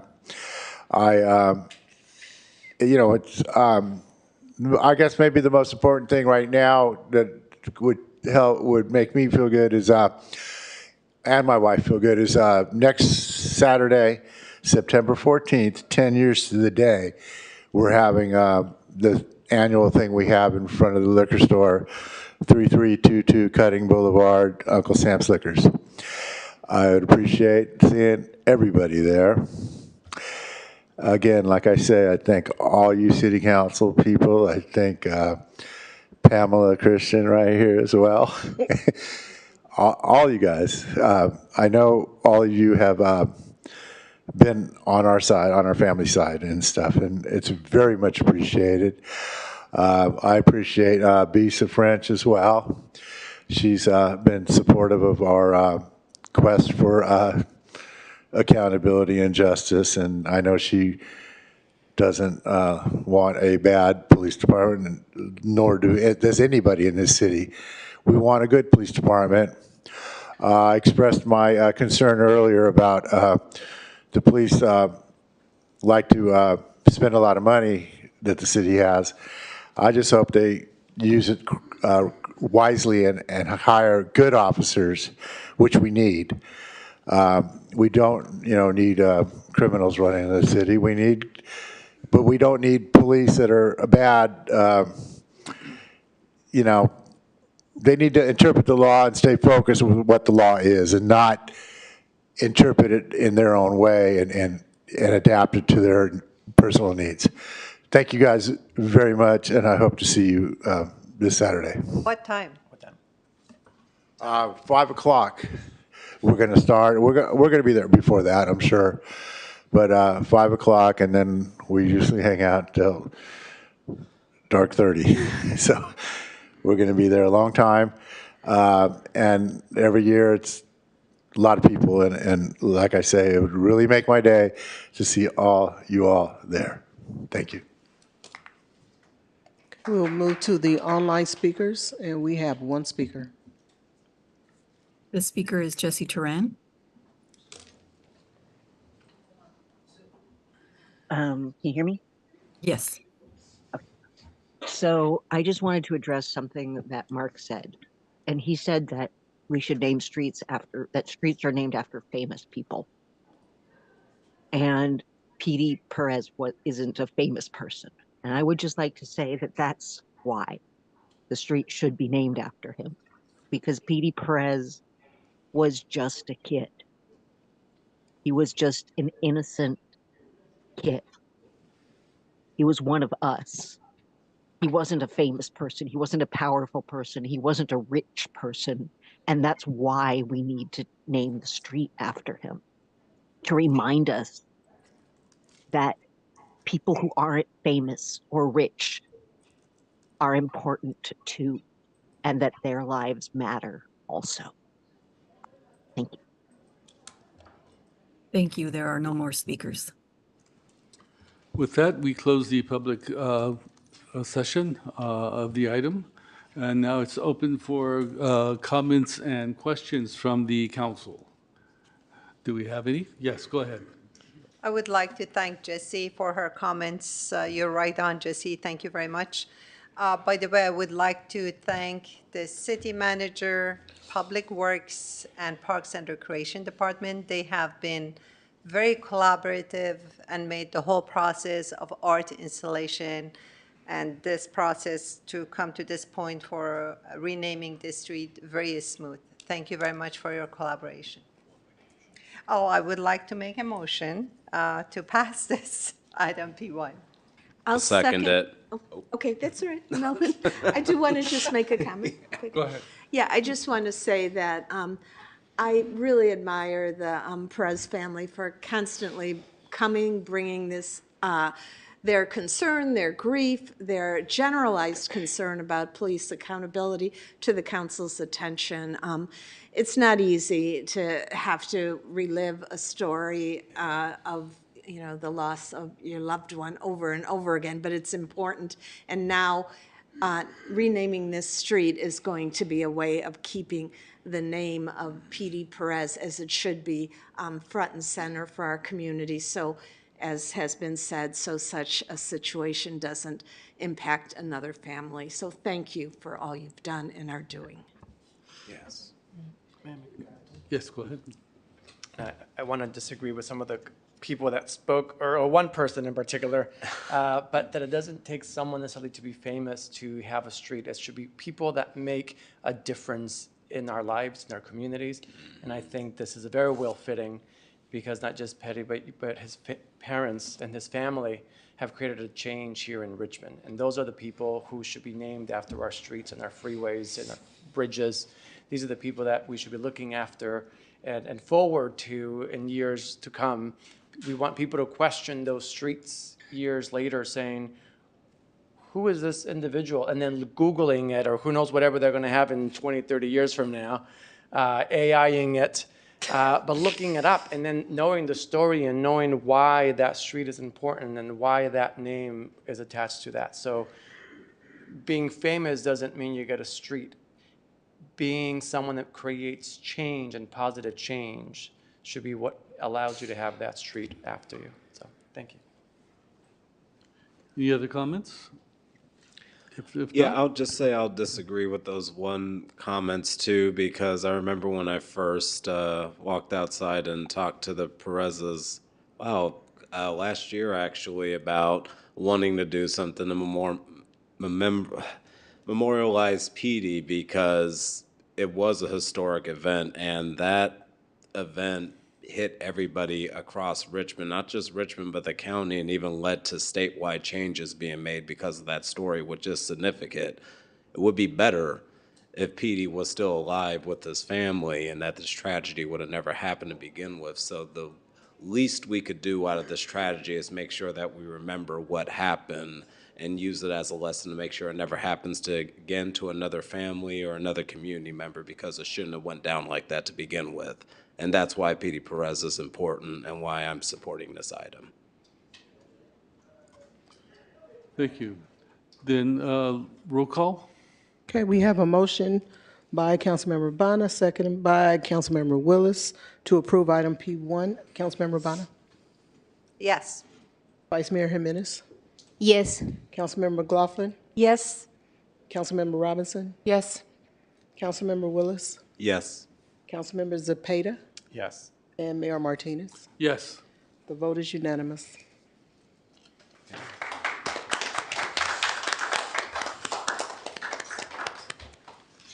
All right, then we need to return to the items that were pulled, so we'll speak to O1. Item O1A is to adopt an ordinance, this is the second reading, preventing the appointment of immediate family members of city council members, the city manager, or city department heads from serving on Richmond boards, commissions, committees, and task forces, and limiting an individual's participation to one such city body at a time.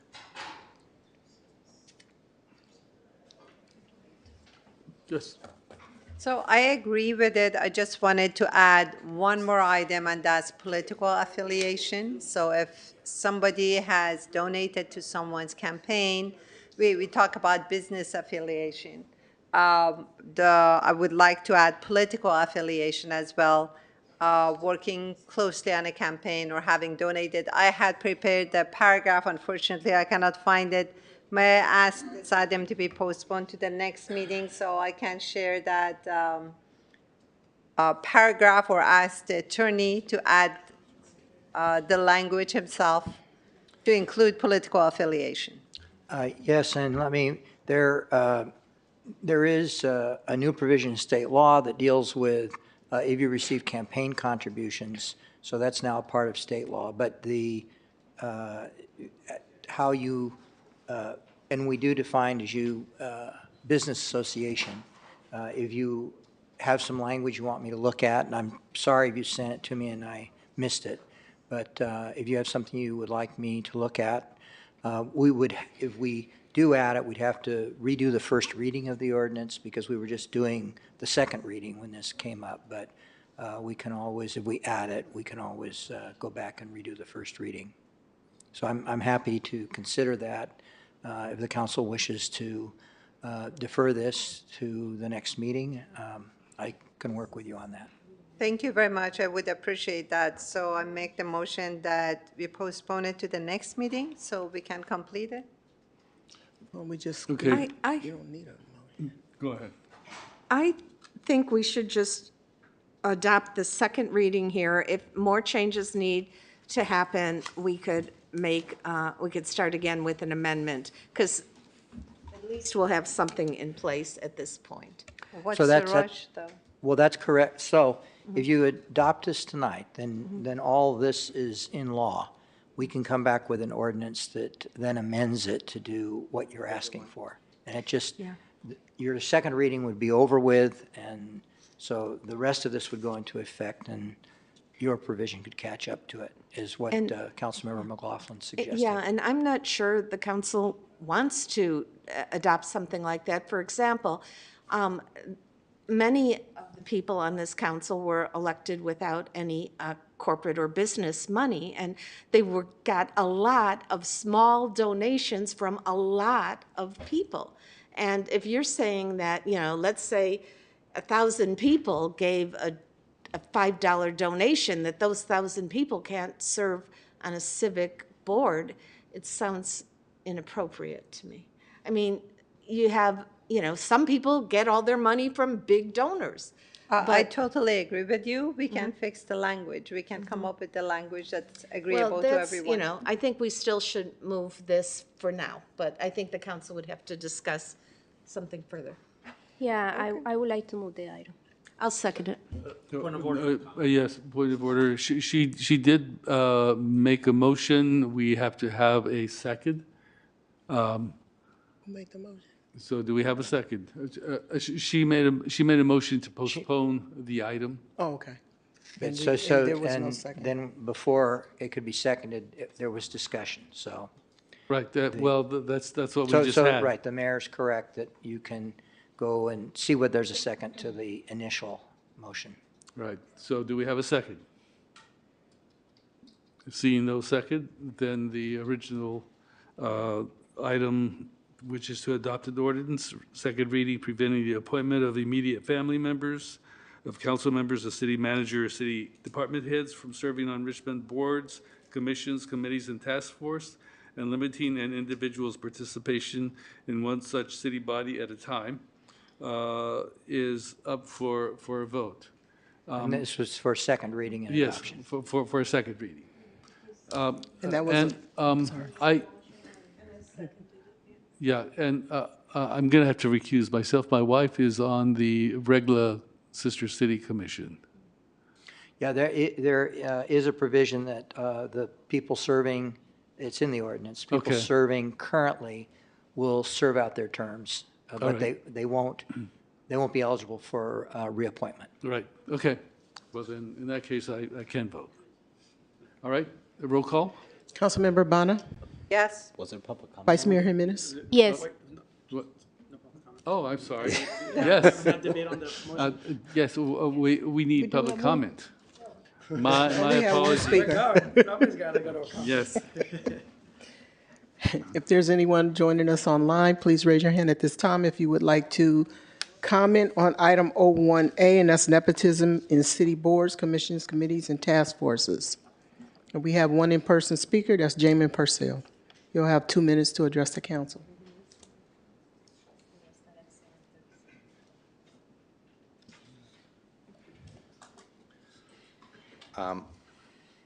I was just going to comment on that I remember when this was initially being discussed, I believe almost 2 years ago, and how I do think it is very important for people to make clear their affiliations of relationships of business association. This is something we have at very high levels of government. I think it's something that has not been implemented here, and I'm happy to see it. So I want to thank you all for bringing this forward. I know that it is often very difficult because our family members, our friends, are the people who are the most engaged in politics because all of us engage in that very heavily. But I do think it is very important for the transparency of the city that we all be very upfront of what our affiliations are and any sort of conflicts. We have seen it with some people who are no longer on council, and so I'm looking forward to not having to ever see it again. So I appreciate it. Any Okay, other we have a speakers? motion by Councilmember McLaughlin. And then seconded by Vice Mayor. No, the Oh, I'm sorry, other way around? Okay. So we have a motion by Vice Mayor Jimenez, seconded by Councilmember McLaughlin. Councilmember Bonner. Yes. Before we go to vote, can I ask a question? We didn't Yes. get a chance to ask questions on the second. A question to Mr. Attorney. You mentioned that the state law has something that defines political contributions. Is that in regards to nepotism and appointments, or what is that state law? It has to do with contributions, and then if you have a contribution, whether that constitutes conflict of interest. Used to be political contributions didn't count, and now there have been revisions. So in essence, what Councilmember Bonner is proposing is kind of already said in state law. Well, it does have to do with political contributions and whether that affects your decision-making. Whether, I was bringing it up because whether that created some other sort of association that she was thinking about, the state law provision is fairly specific. So I don't know whether she was thinking of something beyond that or not. And she might want to look at that for considering whether she still wants to move forward with what she's thinking about. Okay, perfect. Thank you so much for that. No further? Any other comments? If not, then let's do the roll call. Councilmember Bonner? Yes, again. Third time is the charm. Vice Mayor Jimenez? Yes. Councilmember McLaughlin? Yes. Councilmember Willis? Yes. Councilmember Zepeda? Yes.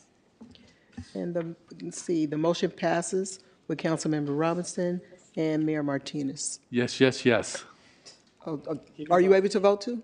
Yeah. Okay. Mayor Martinez, yes.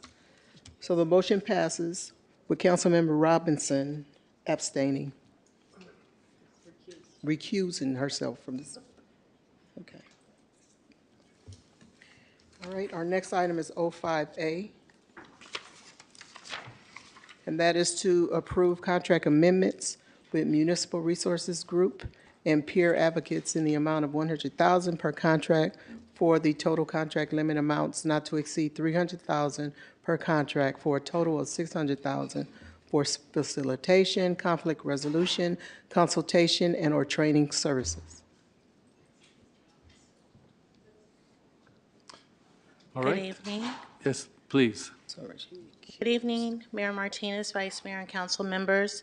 Councilmember Bana pulled this item, and so I'm here to answer any questions that she may have about this contract amendment. May Yes. Thank you. So when I asked for $2,000 for El Sobrante Stroll, the city manager said we don't have the money and it had to come out of the cultural celebration allocation for Nowruz. I wanted to ask $2,000 for El Sobrante Pride event, which is the first Pride event in District 4, and I was told, no, there is no budget for it. I attended a community gathering where the person who organized it said she had to pay $170 for insurance and that they wouldn't be able to afford it again. Mayor? It was a city park. This is off topic. No, it's Yes. not. It's not. And Let me finish, please. So, and the event for putting guns down, another event for church, for community event.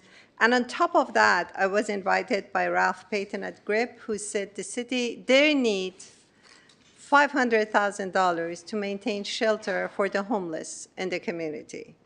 And I wonder, what is this City Attorney, can you necessary? opine, please? I'm sorry? I don't know what, she hasn't finished her comment.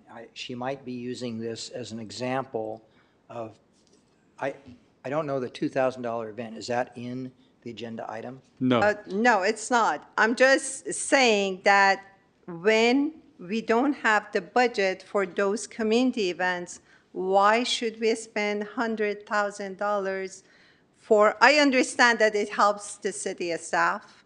I understand that it improves the work environment, whatever. It improves the service to the city staff to do a better job. But there are other needs in the city that are more urgent, and we need to make a decision which one is more important. When we are counting the pennies for community events that are so important for community members, and they are our first priority to be served, and the quality of life and homeless shelter, how can we afford spending $100,000 for facilitation? When for our gun violence reduction initiative, we approved $50,000, and out of that, I wanted to allocate $3,000 to the facilitator for those meetings that are going greatly, and the city manager says, no, we don't have the money. So I was shocked to see this item on the agenda. How come we can't spend $100,000 on consent calendar with no discussion when the city manager thinks it's appropriate? But for every single item, every $2,000, we have to beg the city manager to find the source, and then she says no. So I don't even put it on the agenda for El Sobrante Pride to get $2,000. Well, you can't argue things that aren't on the agenda. So are you No, I'm not arguing that. Those are just examples to But this is the say item on the agenda. Are you arguing for or against this item? I'm against it. I'm saying comparing with the other items that we don't have the budget, in my view, according to what the city manager tells me, we cannot afford this item. If you wanted to make that argument, you could have done it with O1B. There's other items that you could have chosen to do this, and the very fact that you chose one over all the others illustrates the fact that your argument has nothing to do with this item in particular. No, it does have something to do with it because I read what those items are about and I could figure out that they're justified. This one, in my view, it does not have justification. Mayor, may I respond? Yes, you may. Good evening, Mayor Martinez and members of the City Council. First of all, I would like to say that I'm disappointed with the characterization of my dialogue with you, Councilmember Bana. I have explained to you that we go through a budget process. I've explained to you at length what the budget process involves.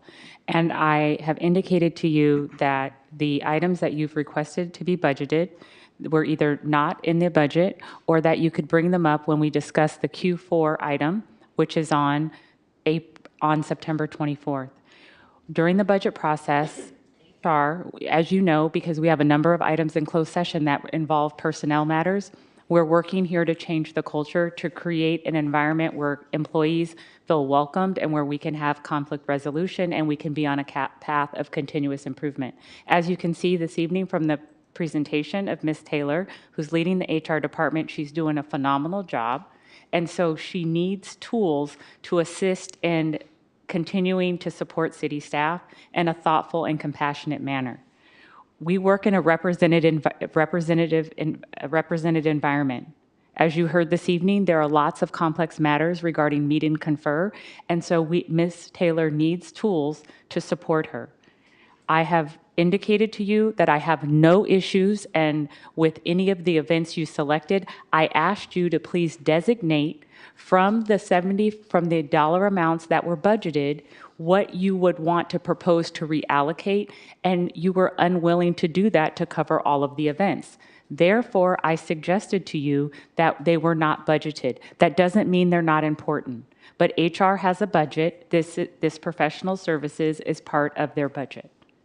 So Thank you. Why is this item not being brought up on 24th along with other Because items? when you adopted the budget in June, it includes professional services. Therefore, the money was already appropriated. What I've indicated to you in our correspondence is that the funding you've requested has not been appropriated. And so, respectfully, it's not fair to staff to pit staff against the community because we have worked here, Sharon like 30 years, me 20 years. We know these organizations. We're trying to be as helpful as possible. But we also have to support staff. And as I've indicated to you, we have lots of staff leaving in community development and engineering and a number of employees out. And so we're doing the best we can to try to improve morale. We need professional services to support staff and to create a better work environment.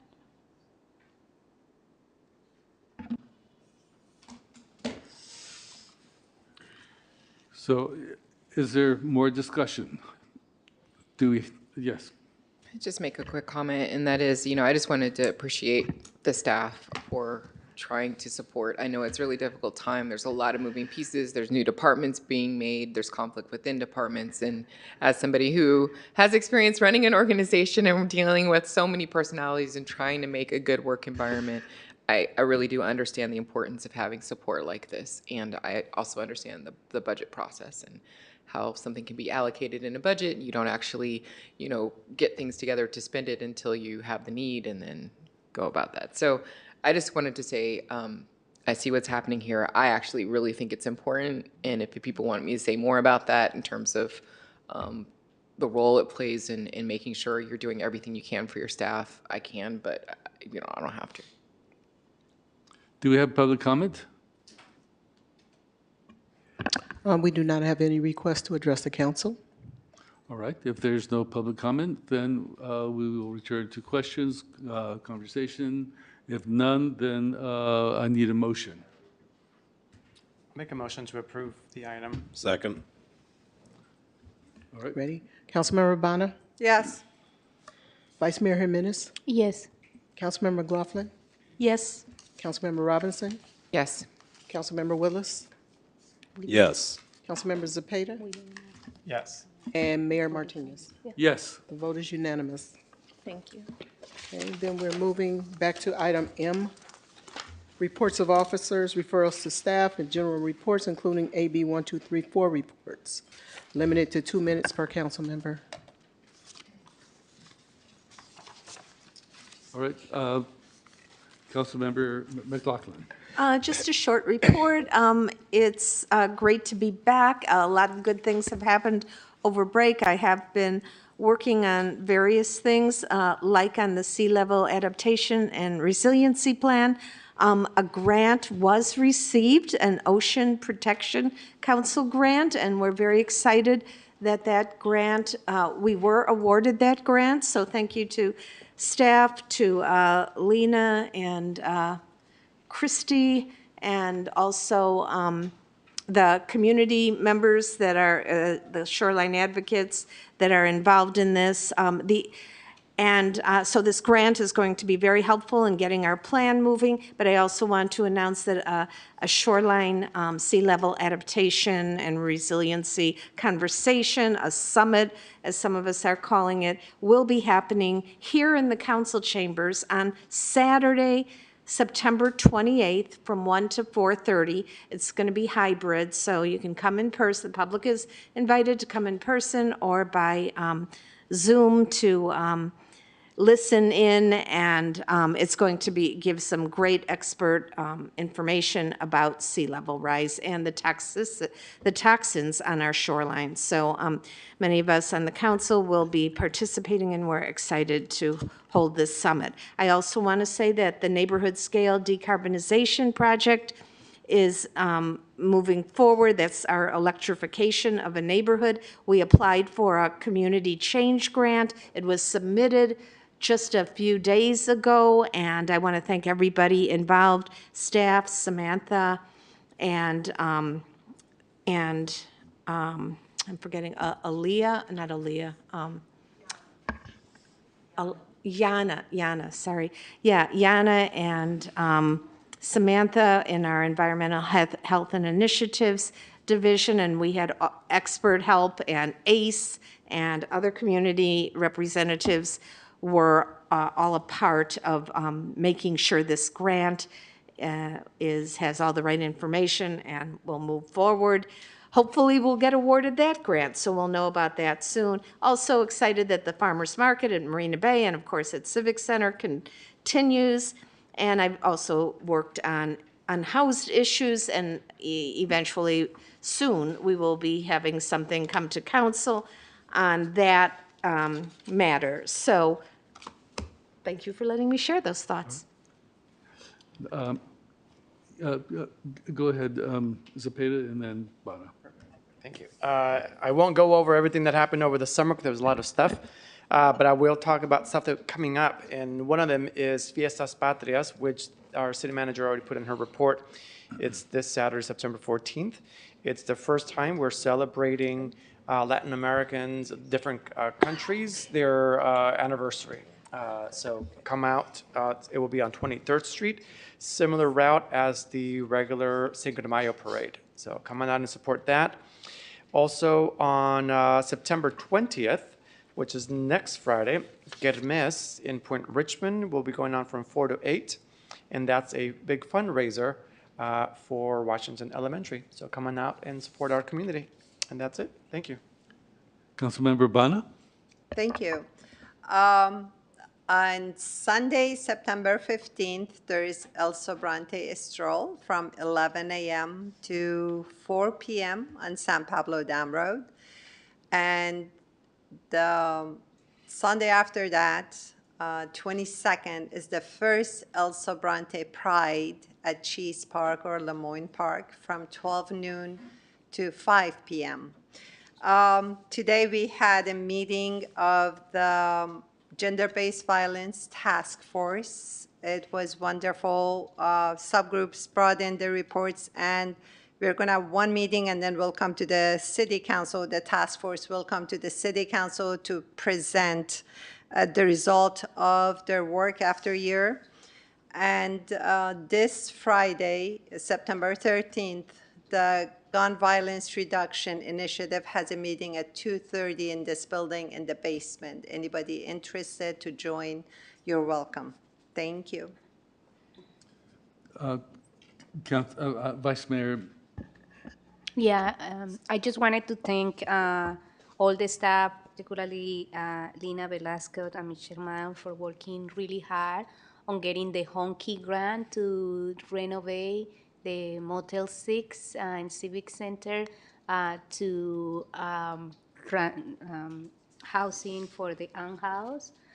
So I really appreciate all the work, and this is something that we are going to see pretty soon because the guidelines from the state will need that building. And Nanette, thank you so much. You are laughing like, yeah, but thank you so much for all the work you had been doing on this as well.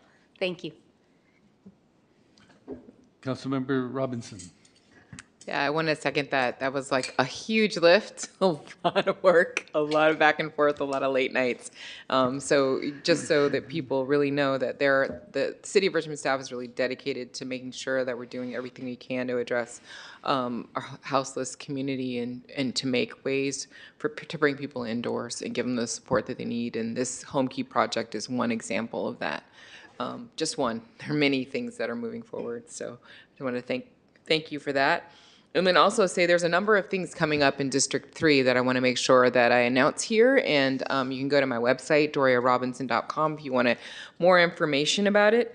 The first is there's a dumpster day coming up in Coronado Nystrom neighborhood on Saturday, September 21st. You should get information about where those dumpsters will be in your mail. Check your mail. It comes in the form of a postcard so that people from the neighborhood are using this service. So please check your mail, look for that postcard, and you'll see where you can take your oversized items and throw them away for free and not on our streets.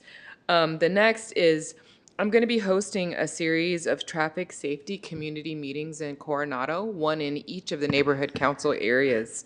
The first one is coming up for the Coronado neighborhood on September 22nd. That's a Sunday from 3 to 4:30. You can find more information about it on my website. The point of this is to make sure I get so many individual complaints about traffic safety issues that people are experiencing in their neighborhoods, issues that are not reported to the city and are not a part of the process of consideration for city traffic safety projects. So I wanted to create a forum where every neighborhood in District 3 will have an opportunity to come together, talk about the problems that they're facing in terms of traffic safety on the streets in their neighborhood, and then show them the process that they need to go through in order to submit them for consideration by Public Works and actually submit them during the time. So this is an opportunity for everyone who is experiencing something, donuts, speeding, whatever it is that you're experiencing in your neighborhood, to come to one of these meetings and learn how to submit that so that they can be on the list and considered when a new cycle of projects comes up. So the Coronado meeting is Sunday, the 22nd. The next will be the Pullman meeting on Sunday the 13th. And then there's some meetings in October. So I'll be sending more emails about that. Every neighborhood council will have a meeting, Park Plaza, Richmore Village, Atchison Village, so everyone will get a chance to make sure that the issues that they're experiencing are at least on the list and can be assessed. Finally, there's going to be a great Clean Air Day event in District 3. It's going to be a bike ride across the Richmond-San Rafael Bridge, ending in a town hall on asthma at Nystrom Multipurpose Room. There'll be a lot of speakers from the Contra Costa County Health, from Lifelong Medical, and from other organizations to just really assess what's going on with asthma in Richmond and talk about what we can do to improve indoor and outdoor air quality. So again, if you want more information about that, you can go to doriarobinson.com. Thank you. Anyone else? Melvin? Well, the thing that is sticking out in my head that I attended the last couple of weeks was I did go to the neighborhood focus group that happened at the Nevin Community Center last week. It was a small attended group, but I think we were really focused on the new resources that have come to Richmond and best ways to reach out to community members that get them involved in fighting for different neighborhood improvements with those resources. So I know in my group, for while I was there, few of us, we were looking at more community social gatherings to actually get people out, meeting neighbors and figuring out like what are these issues and concerns that we're dealing with. So it's not just folks living in isolation with these issues, but have an actual time to connect with neighbors. And one thing that came up for me was organizing actual more block parties, because I've seen some community excitement around that idea. While I've been door knocking, the 22nd Street corridor, as it shifts from 23rd Street into 22nd to turn into a one-way. For years, that's been a concern with speeding and folks trying to get to work, and it's been a traffic safety issue. So I know folks are looking at how are we bringing attention to that traffic safety issue, because it is a main road, but it is surrounded by a lot of residential. And also, I was there with Vice Mayor Jimenez and Councilmember Robinson at the Richmond Recreation Center as we were talking about the three soccer fields, and I think it was a good community meeting. It started out a bit contentious, but at the end I felt like maybe not everybody was happy, but there was a solid understanding of all the information and obstacles when it came to retrofitting the MLK field, Shields Reed field, and the Wendell field, and just how they are used in a variety of ways depending on what community you go into, and how community members are really utilizing fields more than just for sports, but for other community-based activities. So I'm actually looking forward to that coming back to the city of Richmond, because I actually feel confident that we can have a positive discussion whenever we have this return to the council. So that's all I have to report for now. And it's now my turn, and I was searching my phone for a item about a car wash to raise funds for the youth. So if anyone has a copy of that, I would love you to share it. If not, then I'll go on to other items. As the MCE director, I had the opportunity to unveil MCE's virtual power plant, which included a tour of a newly renovated home in North Richmond, giving them a total 100% electrical power grid with batteries, which they could run the house for 5 days if there were a power outage. An amazing thing, and hopefully, we can start doing that for houses of lower-income families throughout Richmond. I also attended the Contra Costa Mayor's Conference. The chancellor for the Contra Costa Community Colleges was there, Chancellor Mehizadi, and who spoke about the possibilities of working with the city of Richmond. So I will set up a meeting with her to do that. And the next Contra Costa County's mayor and supervisors meeting will be hosted by us.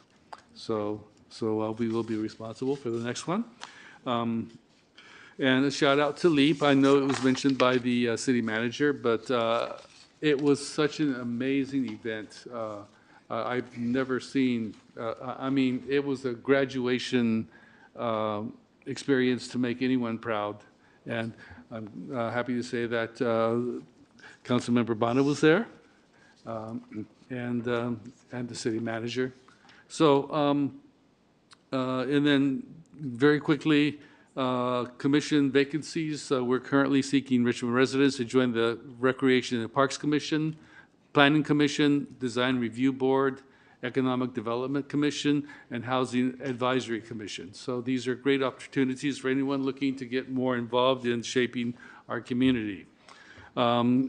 Meetings I've had, I've met with the CEO of Prime Store, the new owners of Hilltop Plaza, to learn about their vision for the area, and I'm excited about our potential partnership. I attended the grand opening of the Hassan Resource Center on Broadway, also attended by Councilmember Bana and Councilmember Cepeda. So I met with the Healthy Contra Costa to discuss our health equity plan.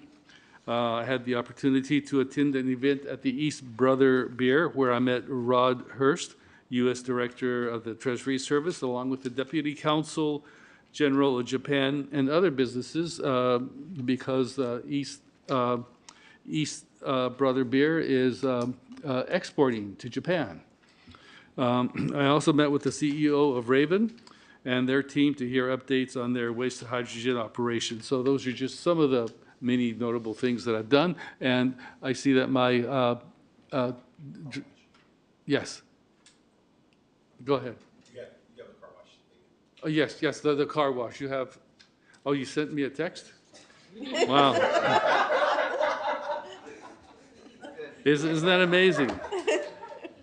Yes, the car wash in partnership with Richmond Fire Youth Academy, $20 only, $40 for trucks, large vehicles, September 21st from 9 to 2 p.m. at 3506 Cutting Boulevard. You're going to see a brand new car when I drive away from there. Are you taking somebody's car? From 9 a.m. to 2 p.m. And where? At 3506 Cutting Boulevard. So, yes. After you're done with your report, there's one thing that just jogged my memory. Yes, that's all. no, that's it. So, yeah.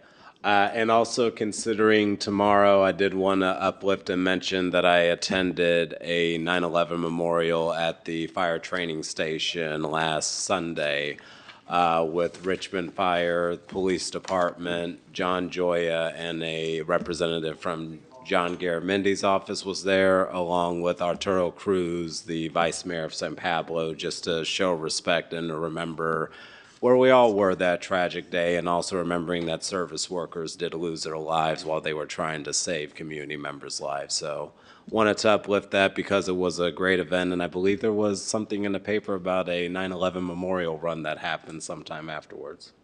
okay, thank you. With that, we will adjourn the regular meeting and resume the closed session. Hopefully it'll be.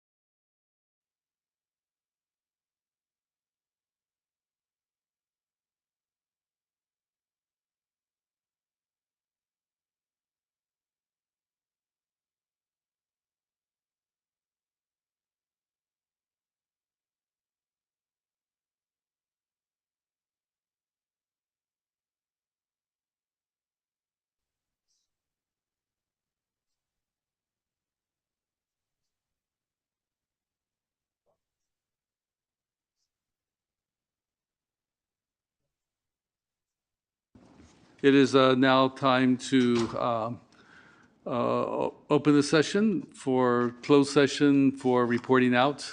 Would you please? Yes, Mayor, members of council, we met on the item C3 that's listed as real property negotiations concerning the Dicon property at 1689 Regatta Boulevard. We met in closed session. The council gave direction to the city attorney for lease negotiations, but there was no reportable action taken. And that concludes my report. Well, that concludes this session. Thank you so much. This meeting is closed. Good night, everyone. Good night.